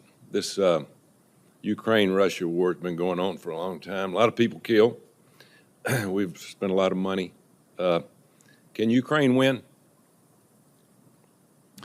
Senator, I think Ukraine can win. I think anytime your own homeland is threatened, you fight with a tenacity that's difficult for us to conceive of if we haven't found ourselves in that same situation. Yeah, they have absolutely fought hard. You got to give it to them. Admiral, we hadn't talked about the Houthis. I think we bombed them for 30 straight days. Is that correct? So we bombed them for 51 straight days in conjunction with Operation Rough Rider. Yeah. Have we stopped? So the president gave the military a very precise mission, which was to restore the freedom of navigation, and that mission was successfully executed. We have freedom of navigation today. We agreed at a ceasefire several weeks ago, now 40 days ago, that if the Houthis didn't shoot at us, we wouldn't shoot at them. They have not shot at us, we have not shot at them, and we have multiple examples of destroyers going back and forth through the Bab el-Mandeb. Destroyers, but what about merchant ships? There is merchant ships flowing through the Bab el-Mandeb today. If we walk back to the fall of 2023 when the Houthis started their kinetic actions, it took several months for the flow of commerce to leave the Red Sea. I would expect it's going to take several months for it to fully come back. My understanding is the Houthis are one of the strongest groups that are backed by Iran. Is that correct? So they've been supported with arms, people, training, ISR for the better part of 10 years. So they're well supported. Yeah. China support them too? They do. Yeah. So do you think this is going to be an on and off project with the Houthis over the years, or are we going to be able to stabilize it? I think we're now 40 days into this. The ball's in the Houthis' court. We're prepared for a range of actions, but I think the policies associated with the ceasefire remain in place, and we'll just be prepared from a military perspective for a wide range of contingencies, as is our obligation to do so. Do we actually know who the leadership is that controls the Houthis? We do, sir. Yeah. And General Carrillo has been over the past few months, obviously. Do we talk to them? They talk back to us? How does that work? Communications with the Houthis is done through diplomatic channels. Houthis are a foreign terrorist organization. We don't have a communication via the military. So the president, when he works and tries to calm the situation down, who does he talk to? So he uses the envoy for the Middle East, Ambassador Steve Witkoff, who helped enable the most recent ceasefire. Yeah. They must be some tough rascals. I mean, we bomb them for 51 days, and they're still kicking, right? They're extremely well supplied by the Iranians. They're supplied, but what are they dug in? They're, as we've seen throughout the region, groups are going underground. Hamas, Hezbollah, the Houthis. This is a serious issue that we will have to look at into the future. Yeah. We do make a bomb in Huntsville called the Moab. They do a lot of damage. I think we've seen that in Afghanistan. We got a few left, so maybe in the future we can't get them to reconcile, and because we're going to have full passage in the Red Sea. You know, if we're going to get AI going, we're going to have to get supply chains going. We can't haphazardly wonder if they're going to sink one of our ships. But thank you. Good luck to both of you. Thank you very much. Thank you, Mr. Chairman. Thanks, Senator. Thank you, Senator Hubbardville. I'm going to recognize Senator Blumenthal next, but let me ask this. General Grinkowicz, the Houthis are not an ethnic group, are they? Sir, they are a religious group more than anything, but also some tribal affiliations that underlie them. They exist for a purpose. Is that they've constituted themselves for one purpose, have they not? Sir, they view themselves as the enemies of America, Israel, and the Jewish people. So if they are withholding for now, is it your judgment that they have reformed and that they will not rain war or terror on us or the region in the future? Senator, I would argue from my time and my current role on the Joint Staff and previous time in Central Command that the Houthis are likely to be a persistent problem for that we'll be dealing with in the future a few times again. Thank you very much. Senator Blumenthal. Thanks, Mr. Chairman. Thank you both for your service to your families as well, and thank you for the conversations that you had with me last week.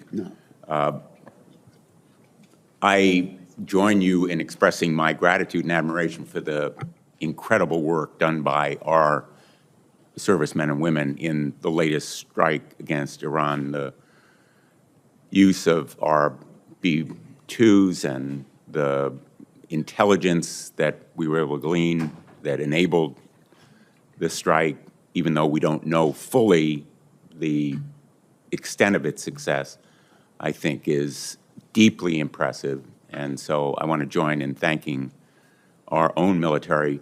But let me ask you, Admiral Cooper, how would you assess the importance of the Israeli military and intelligence contribution to making it possible for us to engage in that military operation?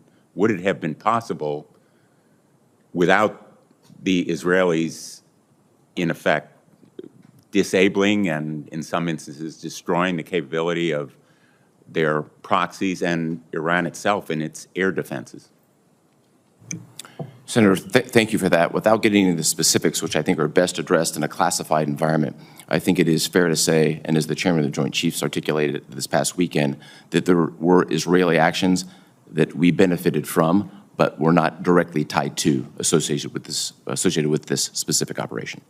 It may not have been a direct partnership, but certainly the contributions of the Israeli military were actually extraordinarily significant in whatever success we had. Would you agree? I agree. Let me ask you now to follow up on some of the questions that have been asked. You and I talked about the importance of drones and unmanned aerial systems. My view is that the nature of modern warfare is changing before our eyes in real time. The threat that we see now in the area where you're going to have responsibility, where you have had that responsibility, is asymmetric from many of those terrorist groups that attacked, for example, Tower 22 and killed a number of our servicemen there. Are we sufficiently protected in the area now against possible Iranian retaliation against the 40,000 men and women in uniform that we have in that area? Senator, I do agree that the nature and the character of warfare is changing before our very eyes.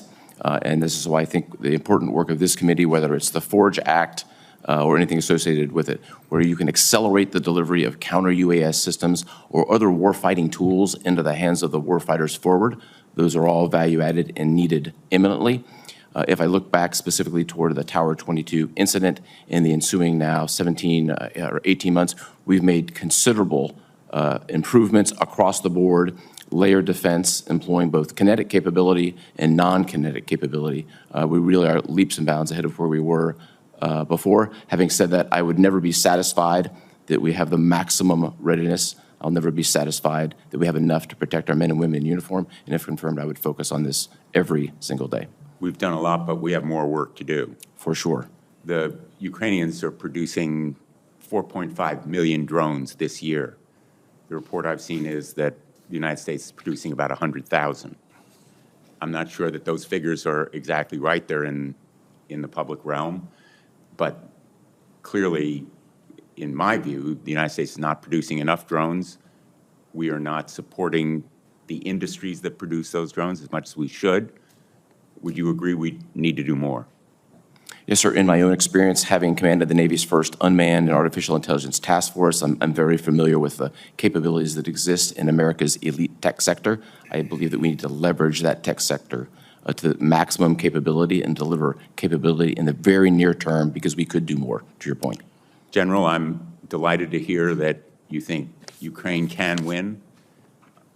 My view is Ukraine must win. It must win because if it fails, Putin will present a threat to our NATO allies. Do you agree? Senator, I think however the war in Ukraine ends, Putin has developed a war economy and a war machine that is underpinned by that war economy that will create a force in being that just by its very presence will be something that from a military perspective we will have to carefully consider how to provide options to the alliance in the SACEUR role if I'm confirmed, and to the Secretary and the President in my EUCOM role if confirmed. Thank you. I look forward to continuing these conversations with both of you and really welcome your being so forthcoming. Thank you. Thank you, Senator Blumenthal. Gentlemen, are the figures about drone production with regard to Ukraine versus the United States, are they accurate? Was that a pretty accurate assessment of the production rate? Senator, I don't know if the exact numbers are accurate, but the order of magnitude and the scale that Senator Blumenthal was describing, I think, is representative of the problem we face. And Admiral Cooper? Yeah, same perspective, sir. Order of magnitude and scale is about the same. I agree. It's hard to understand how we go forward without increasing our rate, and that's my opinion. Either of you care to comment on that?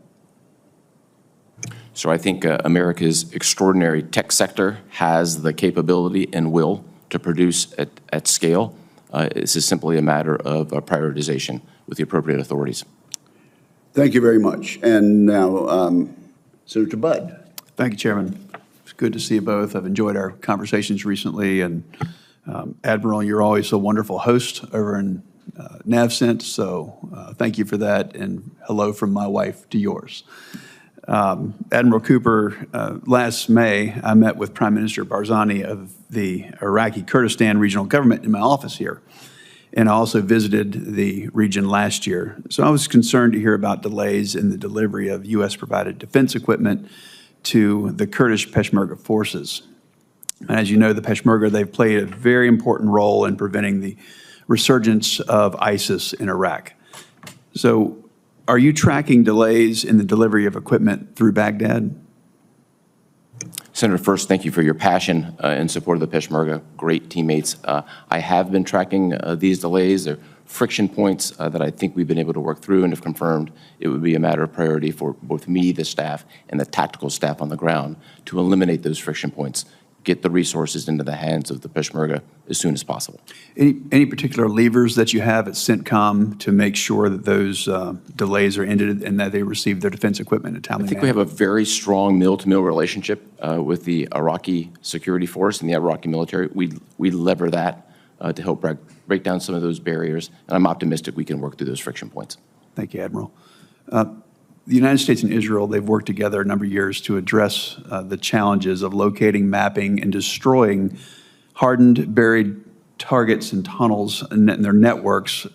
So I've led this in the Senate, securing funding last year for the program to do that.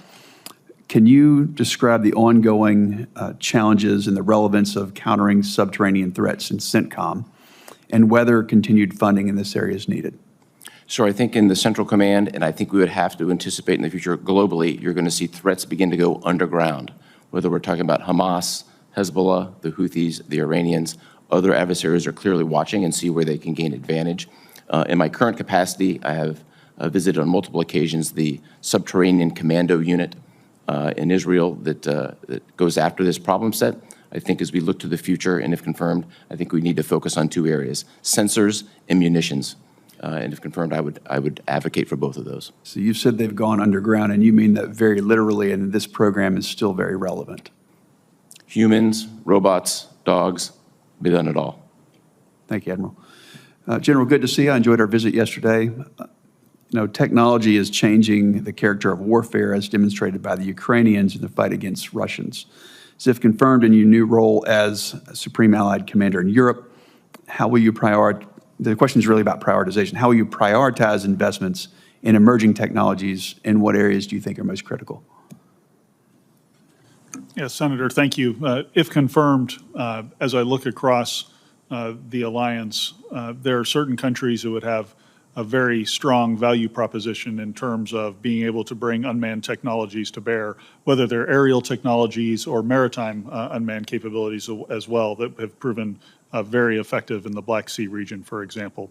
I would definitely put a high priority on those. They're very cost effective. They're a way to build mass on the modern battlefield, and understanding that we'll face mass in terms of the Russian threat. I think developing that asymmetric option is going to be essential to European security in the future. Thank you.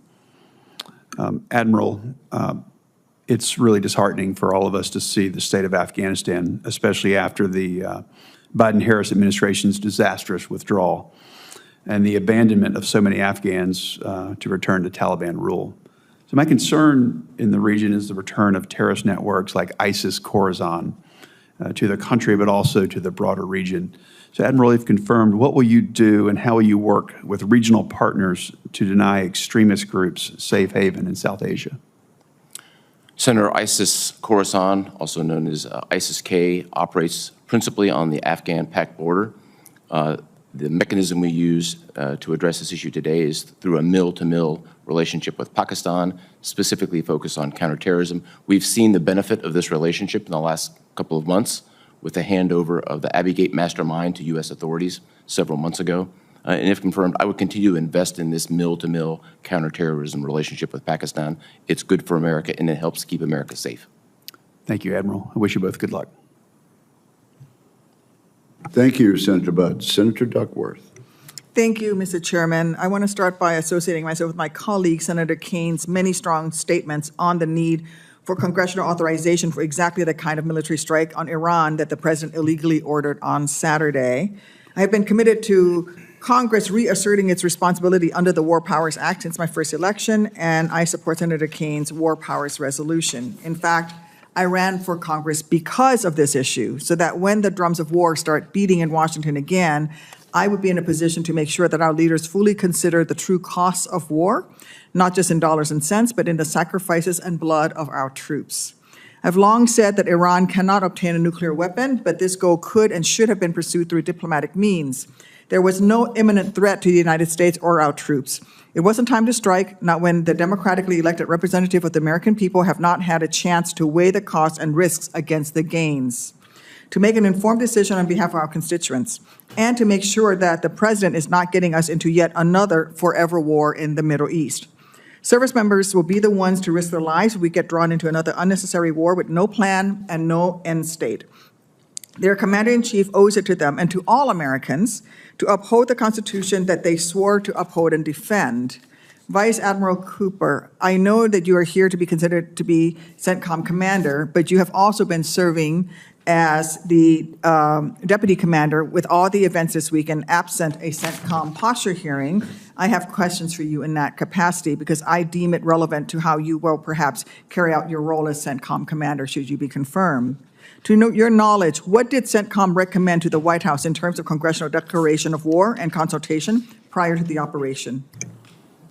Senator, first, I'm mindful and highly respectful of the role that you, this committee, and the Congress play overall. I think the matter of directions given and orders given are related to policy and best addressed by the Office of the Secretary of Defense and the White House. Our role from a military perspective, as it has always been, and if confirmed, will be, I will adopt the same approach, would be to provide the widest range of options to our decision makers and remain as ready as possible to implement them when ordered. All that is true, but you didn't answer my question. My question was, to your knowledge, what did CENTCOM recommend to the White House in terms of congressional declaration of war and consultation prior to the operation? What was your recommendation? I didn't ask you what they ordered you to do. I asked you what was your recommendation. Yeah, Senator, in my current capacity, I'm very familiar with all the operations associated with these last couple of weeks. I think those conversations are best conducted in a classified environment. Okay, let's do that then. I look forward to hearing from you in a classified environment. What's the end game that is currently being sought, and how will you know at CENTCOM if that has been achieved? Senator, we've maintained, first and foremost, a focus on protecting our men and women in uniform for their safety. That is our priority today. We maintain a readiness for a wide range of contingencies as expected, and our role, and my role specifically, if confirmed, would be to provide my best military advice to support the policies as they would be given to us in the future. So you're saying you don't have an opinion on what the end game would be, or what the mission accomplished, what the benchmark would be, and you can't tell us that? We're just going to bomb a foreign nation and not know what the end goal is or the op-ramp is? Of course, those end states and goals are obviously always driven by policy, and the United States military will stand by to implement the policy direction as ordered. Well, I was alarmed by the president's reckless statements on Sunday that suggested he might order our military to pursue regime change as the end game in Iran. Like many who served and sacrificed in Iraq, I am sick with anger and dread at the thought that in 2025, the president of the United States is talking of toppling another government in the Middle East, drawing Americans into a destabilizing military action in a volatile region, and owing the chaos that follows, perhaps for decades to come. Vice Admiral Cooper, will you commit that if confirmed as the commander of CENTCOM and tensions with Iran continue, you will provide recommendations to give Iran an off-ramp from further military action without seeking regime change in Iran as an option? Not necessarily, the White House would decide what they will decide, but will you provide that as one of the options? I would provide my best military advice based on the policy direction given to us, Senator. Okay. With current uncertainty leading many American citizens in the region to fear being caught in the crosshairs, I am concerned about whether we're doing enough to support Americans who may want to evacuate. Admiral Cooper, can you speak to the ways that CENTCOM may help facilitate a safe and smooth evacuation of American citizens from a dangerous region if required? Senator, CENTCOM is always postured to support the diplomatically ordered evacuations of a variety of forms. We've seen recently an authorized departure from Bahrain. We've seen authorized departure out of Israel. We've seen separate diplomatically led departures from Baghdad. But in general, we're always postured to support diplomatic and policy-led direction for evacuations. I think that will give Americans in the region comfort to hear that. Thank you. Yes, ma'am. Mr. Chairman. Yes. Senator Schmidt. Thank you, Mr. Chairman. I will say, though, that I'm actually kind of taken aback. The hypocrisy and cognitive dissonance I've heard from the other side of the aisle in this hearing is stunning, even by Washington standards. Let's pick apart a couple of these arguments. First of all, President Trump avoided, much to the chagrin of many who wanted more entanglements in the Middle East, a very surgical and strategic strike that was in the core interests of the United States of America, period. The regime change that he was talking about was from the inside. If that's going to happen, that's going to happen. But the Democrat Party effectively at this point is the pro-war party. There's no diplomacy. It's just about pick your theater. That's where they want to go. The whole idea that Iran was even in this position is because Obama sent them truckloads, or I should say pallets of cash, and Joe Biden looked the other way. And then they were able to arm and fund the Houthis and Hamas and Hezbollah, a problem that then had to be dealt with by Israel. And so this sort of looking the other way now and using language like not being tied up in a forever war, listening to my Democratic colleagues, that's where we'd be right now in Europe and in Ukraine. They want the immediate admission of Ukraine into NATO and the United States to directly engage. Thank God we have a president that will engage in diplomacy and understand, by the way, the inconsistency that I hear from the other side of the aisle. On one hand, Ukraine's going to win. But on the other hand, Putin is on the verge of steamrolling through Europe. It's nonsense. It doesn't make any sense. But the fact is, the Democrats are criticizing President Trump right now, who achieved something that if you would have been sitting here 2 years ago and looked at a map of the Middle East, would have been impossible to think of. He used the bunker-busting bombs, by the way, flown out of those B-2s from Missouri. They were in the air for 30 hours and refueled. Through subterfuge and exquisite execution, dropped those bunker busters on something the size of the desk that you're at, General. And they completed that mission. And the president acted under his core Article 2 powers. Spare me the next constitutional crisis. Every week, by the way, it's some ridiculously fake new constitutional crisis. Obama used that same authority to drop thousands of bombs. We didn't hear a word. The only thing that binds the Democrat Party right now is that they are anti-Trump. They stand for nothing else. An incoherent, wandering foreign policy, a domestic agenda that has been adopted by the radical left. That's it. And by the way, I also want to point out that through every conferee that's come through this committee and others, the question has been asked, will you abide by the law? We are literally now less than 12 hours after a district court judge approved by this Senate when the Democrats were in charge and a lame duck president who is now defying the Supreme Court, a district court judge who is now defying the Supreme Court, who said you have to deport these 7 criminals who raped grandmas and people with disabilities. So, let's have a bit of a reality check about what's going on in this country right now. Maybe we could actually celebrate a president who executed something in the core national interest of the United States and then got on the phone and got 2 parties together who've been at war for effectively generations. So it's just, there are certain moments that you feel like you're outside of your own body watching something that's so inconsistent just to score some sort of daily political point. Now, should we have a conversation about Article 1 powers versus Article 2 powers? Absolutely, but the president was clearly within his Article 2 powers to do this. So I do want to ask, with the limited time I suppose that I have left, General, NATO, the president is heading to the NATO summit. Our European allies for a very long time now, generations, have abused the generosity of the United States of America because we're subsidizing their social welfare programs in Europe. There's going to be a commitment to 5%. I guess I'd like to hear from each one of you how you use your role, that they'll actually do that. And I don't mean for pensions, I mean for munitions. And 5% of your GDP declarations, they don't win wars. Bullets do, missiles do. Their defense base is more atrophied than ours. But what role can you play in your conversations with leaders over there that they're actually going to live up to their commitments, and as opposed to sort of just making these proclamations and never really doing anything about it? Senator, thanks for the question. If confirmed, I think that's one of my key roles, is to look at that increased investment that the alliance has agreed to or is on the cusp of agreeing to at the summit, and ensuring that it's put into real capability, hard military capability that will allow Europeans to take the lead for European defense and allow America to continue to participate in that defense, but also to meet our other global requirements. And Senator, I think a little bit of a different dynamic and situation in the Middle East. Several of the countries have deep pockets. They're very committed to buy American weapons and sensors. I think our obligation is to make sure the FMS process can deliver those weapons in a reasonable time frame, and I would advocate for that if confirmed. Thank you. We've got a lot of F-15s we'd like to sell. Thank you, Mr. Chairman. Good point.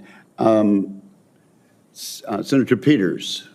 Thank you, Mr. Chairman. Gentlemen, thank you for being here. Thank you for your service. Vice Admiral Cooper, the Straits of Hormuz handles approximately 21 million barrels of oil per day, accounting for nearly 1/5 of global petroleum consumption and making it, as you know, the most critical oil transit choke point in the world. It also sees the passage of about 3.5 trillion cubic feet of liquefied natural gas annually, impacting Asia as well as Europe's energy security. We know that a closure would not only disrupt $1.2 billion in oil exports daily, but it could also trigger double-digit percentage increases in global energy prices, prompt increased insurance surcharges on shipping, and require a significant military response to restore maritime security. So my question for you, sir, is are current force posture and naval assets in CENTCOM sufficient to deter or to counter a full blockade in the Straits? Senator, thank you very much for that. I'm very familiar with the problem set from my 3 years commanding the Fifth Fleet, which includes a pretty substantial mine force in the region. I've also personally transited the Strait probably 50 times in my career. It is a complex problem for sure, but it's a small, narrow waterway. The key to this is getting to the left of the problem, establishing a deterrent posture, which we have today, and then keeping our eyes on Iranian activity, which is exactly what the U.S. military is doing today. And if confirmed, I would continue to do that into the future. So what's your assessment? How quickly could the U.S. and allied naval forces secure freedom of navigation if commercial shipping is indeed attacked in the Straits? Senator, the specifics of this are highly classified, right, but historically in mine warfare, nothing happens quickly. I think we would think of this in terms of weeks and months, not days. What additional risk does a potential closure pose to our service members and logistics operations in the Gulf region, in addition to the oil cutoff that I mentioned? As one of the three strategic choke points in the Middle East, along with the Bab el-Mandeb and the Suez, there would be significant impact strategically. Vice Admiral Cooper, even before the U.S. attacks on its nuclear facilities, it was reported that China has been indirectly supporting Houthi rebels by purchasing large quantities of Iranian oil. These purchases bolsters Iran's economy and enable the supply and funding of Houthis with weapons and resources. Additionally, Chinese companies have been implicated in providing dual-use technologies such as satellite imagery, missile and drone components to the Houthis, and in return, Chinese vessels have been allowed safe passage through the Red Sea. So my question for you is, in light of the recent escalation in tensions in the region, could you elaborate on how China's support of the Houthis serves the broader strategic goals that they have in the Middle East, as well as global trade routes? Yes, Senator, I completely agree with your characterization of the Chinese involvement. And if confirmed, it would be a priority of mine to call out the things that the Chinese are doing and the things that they're not doing. Here's what they're doing as an example, in addition to those that you provided. They're providing sensors and components to the Iranians, who ship them to the Houthis, who organize them and arrange them to shoot at Americans. I think that's unacceptable. I think we have to talk about that. Here's what they're not doing. They've had a 10-year period of 3 ships in the Gulf of Aden. They're there for counter-piracy, but they haven't caught a single pirate.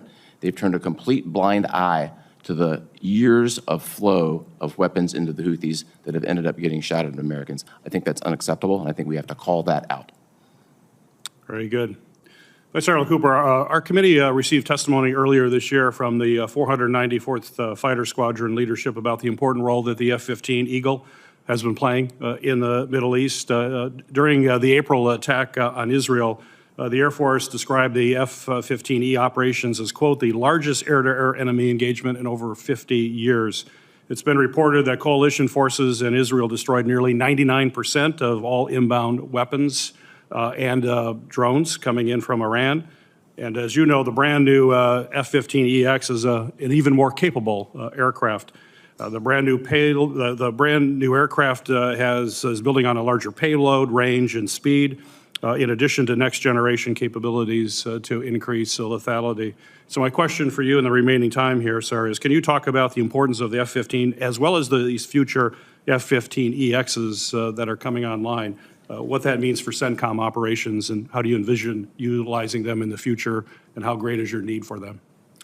Senator, the F-15 is deployed to the Central Command region today. They're doing indispensable work, and my expectation is the next version of the F-15 would just up the ante and up the game and enhance this capability. I'm looking forward to the future. Great. Thank you. Thank you, Mr. Chairman. Thank you, Senator Peters. Senator Sheehy. Thank you, Chairman. So COCOM commanders don't really own equipment. They rent it from the services. What's your concern right now, I'll start with you, Admiral, regarding our magazine depth to be able to support sustained operations in CENTCOM? Senator, I'm concerned about everything, but one of the concerns would be munitions and magazine depth, as you've described. On one hand, I think we've taken a very strong and positive role in judicious use. As an example, over the last year, we've gone from firing $2 million missiles at $100,000 drones to just recently firing $25,000 Vietnam-era modified rockets against these 100,000 drones. So I think we're moving in the right direction in that regard. I know that senior Department of Defense officials are focused on this matter. I think we need to move with a sense of urgency on it. And how do we close that feedback loop between the warfighters, who ultimately are represented by you? You're controlling the warfighters in their AOR. How do we close the acquisition feedback loop to ensure that as you are fighting ships in the Red Sea, as you're dropping bombs on Iran or elsewhere, those magazine depth needs and munitions requirements, those demand signals are being real-time relayed back to the industrial base and to the acquisition command so that there's not a 1 to 5 year lag between you getting what you need. It happens much faster. But what can we do institutionally to improve that process? Senator, I think there are a number of measures. One of them is the chairman's own proposal on the Forge Act or related proposals that simply cut the red tape and provide the leverage for us to take America's tech sector, who produces exquisite sensors and weapons, and cut the timelines to get it from the tech sector into the hands of warfighters. Anything associated with that policy or statute-wise would be helpful. Well, I think one of the keys is to involve the combatant commanders in that process, because ultimately you're the ones being asked to fight these systems. And we've always divorced the design, the acquisition, the program management, and the fighting of the systems into many different silos. And in that siloing, we lose oftentimes the grounding of what makes those systems excellent, which is grounding it with the warfighter. So you know, as you are on the precipice of taking over our most active combatant command, it's been so for 25 years. General Carrillo was my boss when I fought the war. He's a great man, great American leader. I'd encourage you to try to make that vocal change. I know that as a uniformed officer, you have to salute and move out, but at the same time, you can be an agent for change and help us as we try to fix this process, because it's going to take uniformed leaders and elected leaders working together to make sure that we finally bridge this gap, because it's been a really annoying problem that's been building for decades. So I would encourage you to try to make that change in uniform, ensure that your COCOM demand signals make it back into the acquisition pipeline quickly so that they're reacted to. What percentage right now of U.S. naval assets does CENTCOM have at its disposal for the current conflicts? Yes, sir. Less than 10% as a general rule sitting in the theater today, depending on what specialty that we're talking about.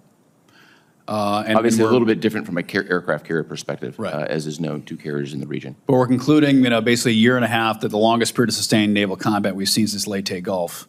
And relatively, your allocation of naval resources, I would argue, is probably not where it should be. But that's for me to say, not you to say. General, over to you. So Europe, obviously, it's been a while since we've had a major security crisis in Europe, of course, until Ukraine. That broke, 70 years of relative tranquility there. How do you evaluate the ability of our partners to defend themselves going forward? Largely, the European defense infrastructure has really been it's been a tent with America as the sole tent pole, depending on us. We know the UK is very much a shell of what it used to be. How do you evaluate the ability of our partners in the next 5 years to scale up and be ready to defend themselves? Senator, I think the ongoing NATO summit and the likely outcome of a commitment to increase defense spending is going to result in real capability. And if confirmed, I'll have a key role in ensuring that it is real capability and that it's the right capability to meet capability targets that the alliance has agreed upon. I also think that you talked a little bit about the industrial base here on the United States side of the Atlantic. I think the European industrial base also requires investment, and that's why, as part of that 5%, some of that money going into infrastructure, I think, is going to be absolutely essential to allow sustained investment in the industrial base that incentivizes companies to keep production lines open so they can meet that demand signal when combatant commands make it in time of crisis, as you eloquently described. Great. Thanks for your answers. Thank you very much, Senator Sheehy. Senator Rosen. Well, thank you, Chairman Wicker, Ranking Member Reed, for, of course, holding this hearing. I want to thank the nominees for your service, your willingness to continue to serve, and congratulations on your nominations. I see your families here. I can tell by the smiles how proud they are of you, and we're thankful that you serve along with them as well. Admiral Cooper, of course, it's wonderful to see you again. I very much, as you know, enjoyed visiting NAVCENT in 2023 in Bahrain, and we learned so much about the Fifth Fleet, and I know about your work to promote stability in the Middle East. And I want to take just a moment to thank our brave service members who conducted these strikes on Iran this past weekend. And we know, and you know, everybody watching, that we have to do everything in our power to ensure the safety of all of our troops, all of our personnel deployed throughout the region. So I appreciate their service and all of your sacrifice. So about the long-term strategy to deter Iran. So as we wait to assess the impact of this weekend's strikes on Iran's nuclear program, we can't forget Iran's continued support for terrorism throughout the region. Thankfully, Iran's on its back legs. The fall of Assad's brutal dictatorship in Syria is already having profound implications for Iran, which supported Assad's regime since 2011. Coupled with Hamas's defeat in Gaza and the decapitation of Hezbollah's leadership in Lebanon, Assad's collapse has left Tehran weaker and more isolated than it's been in decades. However, across the region, Iran continues to work against American interests and poses one of the greatest and persistent threats to U.S. and coalition forces. Over the years, sadly, hundreds of Americans have been killed by Iranian-aligned militias, including 3 soldiers killed last year in Jordan. But our response after the fact has been a strategy that is more reactive than proactive. So, Admiral, can you discuss the specific threats Iranian-backed militias pose to the U.S. coalition forces, and what will you advocate that we do, if confirmed, to proactively counter or target them? And do you have, does CENTCOM have the necessary authorities to target these militias, other than the ability to act in self-defense? It's so critical. Senator, first, great to see you again, and fond memories from the trip to Bahrain several years ago.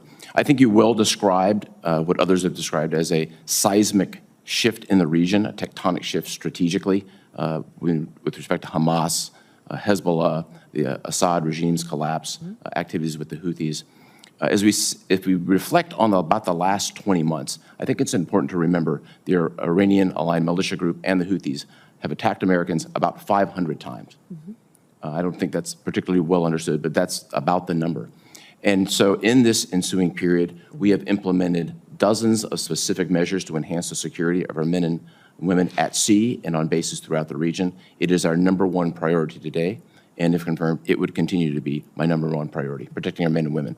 And can you advise how we work to stop that flow of Iranian weapons to the proxies throughout the Middle East to stop these? We work with partners each and every day, a variety of partners, whether it's in Syria with the SDF, with our Iraqi friends, with friends at sea, because the flow goes in the air, on the sea, and on land.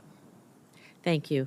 I want to move over to you now, General, and talk about China's lessons from Ukraine, because China has been identified as a pacing challenge for the Department of Defense across both the Trump and the Biden administrations. As former CIA Director Burns said, and I'm going to quote here, "No one is watching U.S. support for Ukraine more closely than Chinese leaders." And that abandoning Ukraine would be, I'm going to quote again, "one of the surest ways to rekindle Chinese perceptions of American fecklessness and stoke Chinese aggressiveness." So, General, what message does it send to China if the U.S. ceases to support Ukraine? And what lessons is Chairman Xi likely to take from the conflict if the Russians are able to achieve their objectives? Senator, the president's been very clear on his objectives in Ukraine are to achieve an end to the war and a ceasefire. And if confirmed, my responsibility will to provide him a wide range of options in order to achieve that objective. I think in terms of the lessons from Ukraine, from a purely military perspective, I would tell you there's a ton of them. We're at a pivot in the character of war, the use of drone technology, whether it's one-way attack drones that Iran has supplied to the Russians that have been used against Ukrainian cities, whether it's North Korean support and ballistic missiles and troops. All of those lessons are absolutely pertinent to a conflict on Taiwan, and I think we are learning just as much as the Chinese are from our current partnership with Ukraine. Well, I'm going to take this question for off the record because my time is up, but I'm just going to let you hear it here. How do you think a rapid end to the war in Ukraine in Russia's favor will affect the United States standing around the world? And I'm glad to take that off the record unless the chairman rules otherwise. Thank you. Thank you. Thank you very much. Senator Sheehy, do you wish to engage in the second round of questioning? I want to thank our witnesses and thank members of the committee for the information of members. Questions for the record will be due to the committee by 6 p.m. today. And with that, and with the thanks of the committee to our witnesses, we are adjourned.